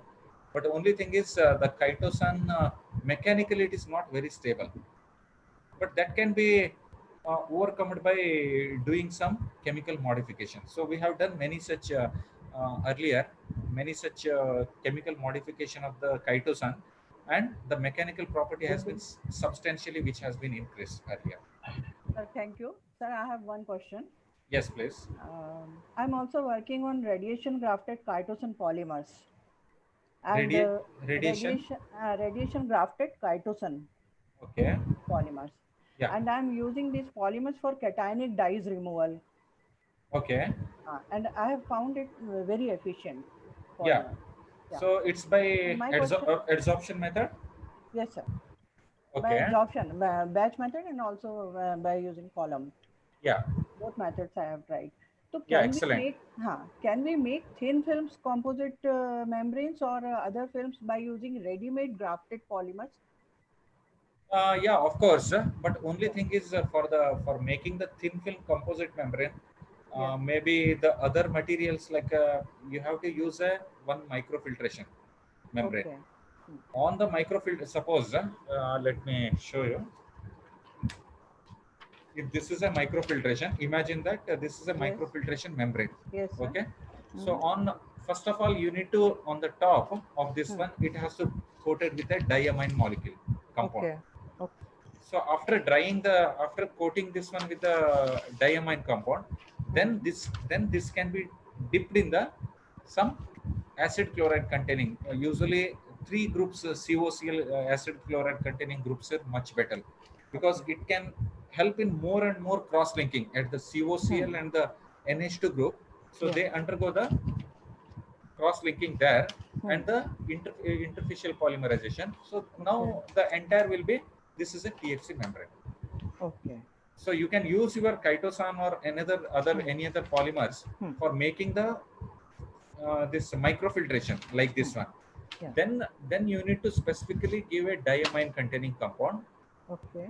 And then after that, some trimethyl chloride or any compound which is containing the 3 CO acid chloride groups, so that they can easily interact and CONH group could be found. Okay. Yeah. Okay. Thank you. Yeah. Welcome. Any other question? No. Okay. It's okay. Okay, then if there is no more question, I would like to thanks again on behalf of our organizer, Professor Arun. Thank you, Professor Arun. Though in India it's very odd time, it's lunch time, so hope you have your lunch, and thank you giving time Sunday. Thank you so much. Yeah, and hopefully we may catch up you again with some request to give some lecture someday. Definitely. Thank you so much. Definitely, as I already mentioned, this COVID-19 has helped all of us to have any such official meetings or these type of webinars or the discussion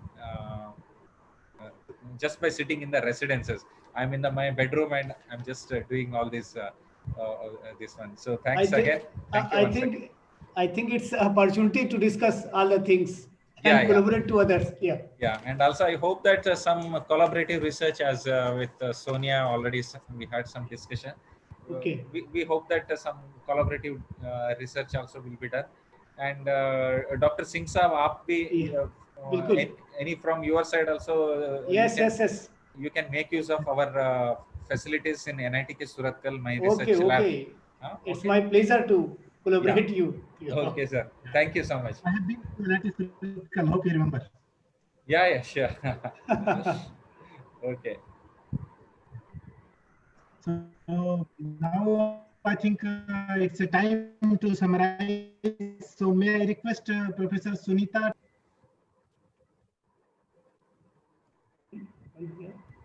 Hello. May I request Professor Sunita to sum up the proceedings?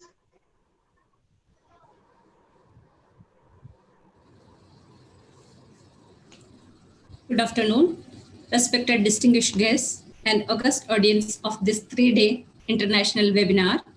As we all are aware, this year, standing in solidarity with those under the grip of global COVID-19 pandemic, the World Environment Day across the globe has been celebrated virtually, staying home on online platform with a motive towards creating a healthy environment. This international webinar is also one step towards this, providing a platform for experts and researchers across the globe to discuss on the crucial issues on environment that we are confronting with. This pandemic has direct impact not only on human health and wealth, but also on environmental health and wealth. While the green gas emission had some dip during lockdown, indicating us that the nature can flourish if given the chance. It took a virus to teach us to make us realize how we have been ransacking this germ of planet, exploring and exploiting it to the core for our own selfish greed. It's now time for nature and we have to collectively address it. With this, we are moving towards a successful culmination of the 3-day webinar, accomplishing its objective. Of course, on first day, our audience couldn't witness the proceedings smoothly. We are extremely sorry for that because we had some technical problem and we are sure that we can share the e-content of that day. But we hope that you all had a very wonderful experience these 3 days and has a fruitful takeaway and have got motivated to preserve and conserve our earth and environment. We feel greatly honored that these 3 days we had with us 6 eminent speakers from various parts of the globe and 3 esteemed chairpersons who have inspired the audience, underlining the need of the hour and urging us to be cautious towards the environmental challenges we are facing today and about to face tomorrow. On first day, we had session by Professor Surendra Prasad sir from University of South Pacific, Fiji, who gave a deep insight into the toxicants deteriorating our environment and development of convenient and cost-effective analytical tool for monitoring these toxicants, in particular mercury, copper, etc., through kinetic approach based on simple indicator reactions. which can be satisfactorily carried out in routine labs without sophisticated equipments. In the next session, we had Dr. Maria Alexandrova from Technical University of Sofia, Bulgaria. She highlighted the concept of energy harvesting and the need of harnessing energy and the various applications of microelectronic technologies for alternative energy sources. Dr. Maria shared her experience on nano generators and about the collaborative work on thin film solar cell and the future plans to increase the efficiency for harnessing energy. On the second day, we had again two talks. First was from Professor T.N. Singh from Mahatma Gandhi Kashi Vidyapith, Varanasi.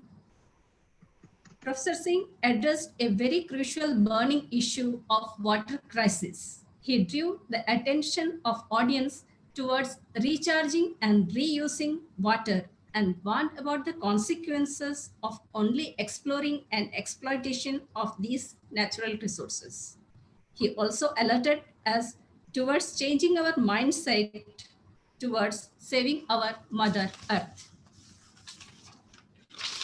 In the second lecture, we had Professor S.B. Jonal Gadda from University of KwaZulu-Natal, Durban, South Africa. Professor Jonal Gadda gave an insight into the advanced oxidation processes and highlighted ozone as a competent reagent having high potential and wide application like disinfection, which in particular is great concern during this pandemic time. Also, it can be applied for water treatment, both drinking as well as wastewater, and showed how we can contribute in combating pollution through advanced oxidation process. Today, we had talk from Dr. Sonia A.C. Carabinero from Nova University of Lisbon, Portugal. Dr. Sonia elaborated the role of gold as catalyst in many reactions and showed that its outstanding importance in combating pollution by CO oxidation, volatile organic compound, nitrous oxide, carbon dioxide hydrogenation, and thus we can contribute to the environmental crisis minimization. In the second lecture, we had Professor Arun Mohan Isler from NIT Surathkal. Sir, Professor Arun Mohan exhorted about how we can use the membrane technology in purifying the water treatment and pollution. He elaborated about the preparation of various membranes, including the thin film composite, zwitter ionic polymer nanoparticles, functionalized halocite nanotubes, etc., its characterization, its synthesis, and application for water treatment, removal of dye, heavy metal removal, and thus contributing in minimizing the environmental pollution. All these three sessions were very informative and interactive, and all our speakers quenched the queries of our audience with their valuable knowledge and experience. We are very indebted to you all, sir and madams. Besides this, all the three sessions were conducted very effectively and efficiently by our esteemed professors, Professor Jay Singh from Central University, Bilaspur, Professor Dharmendra Singh from IIT Roorkee, and Dr. Suri Prakash, Principal Scientist from IICT, Hyderabad. Our sincere thanks to you all for your commendable job. In this seminar, the number of total participants across the globe was a very large figure, about 929 participants from 6 countries like Japan, Philippines, Indonesia, South Africa, Bulgaria, Fiji, and from 20 states of India registered in this webinar. Surely, all the participants have benefited from this platform. Thanks to all for being with us these 3 days. In the end, I would like to conclude, cherish the world for it's not a gift which we inherited from our ancestors, but it is a boon that we borrowed from the future generation. So let's collectively preserve the non-renewable resources, reserve the natural resources like water, which we have now in our hand, observe safe, clean and green practices to save our earth and environment and conserve the nature and hand over it to the future generation. Thank you all once again. Professor Matthew, well narrated and explain all 3 days to summing up all these 3 days online program. So now I think it's the time to end this webinar. And as I have messaged now, I request Professor Anupma Asthana to present the vote of thanks. Thank you, sir. Good afternoon, all. As all things come to an end, so is the webinar. On behalf of organizing committee, I take this opportunity to propose vote of thanks to those who have directly or indirectly contributed to this webinar on post-COVID-19 world environment, prospects and challenges for sustainable development. We are really enlightened with knowledge and presence of all eminent speakers. Professor Suren Prasad, Professor S.B. Jonalgata, Professor T.N. Singh, Professor Malia Alexandrova, Professor Sonia, Professor Arun Mohan Islur, and my sincere thanks to all chairpersons, Professor Jai Singh, Professor Dharmendra Singh, and Professor Surya Prakash. I extend my sincere thanks on behalf of my organizing team. A special thanks to the members of organizing team, teaching and non-teaching staff for their unflinching support and coordination. I express my deep gratitude to our patron, Principal Sir, Dr. R.N. Singh, for his great support and motivation. Our heartfelt thanks to all the participants for their active participation.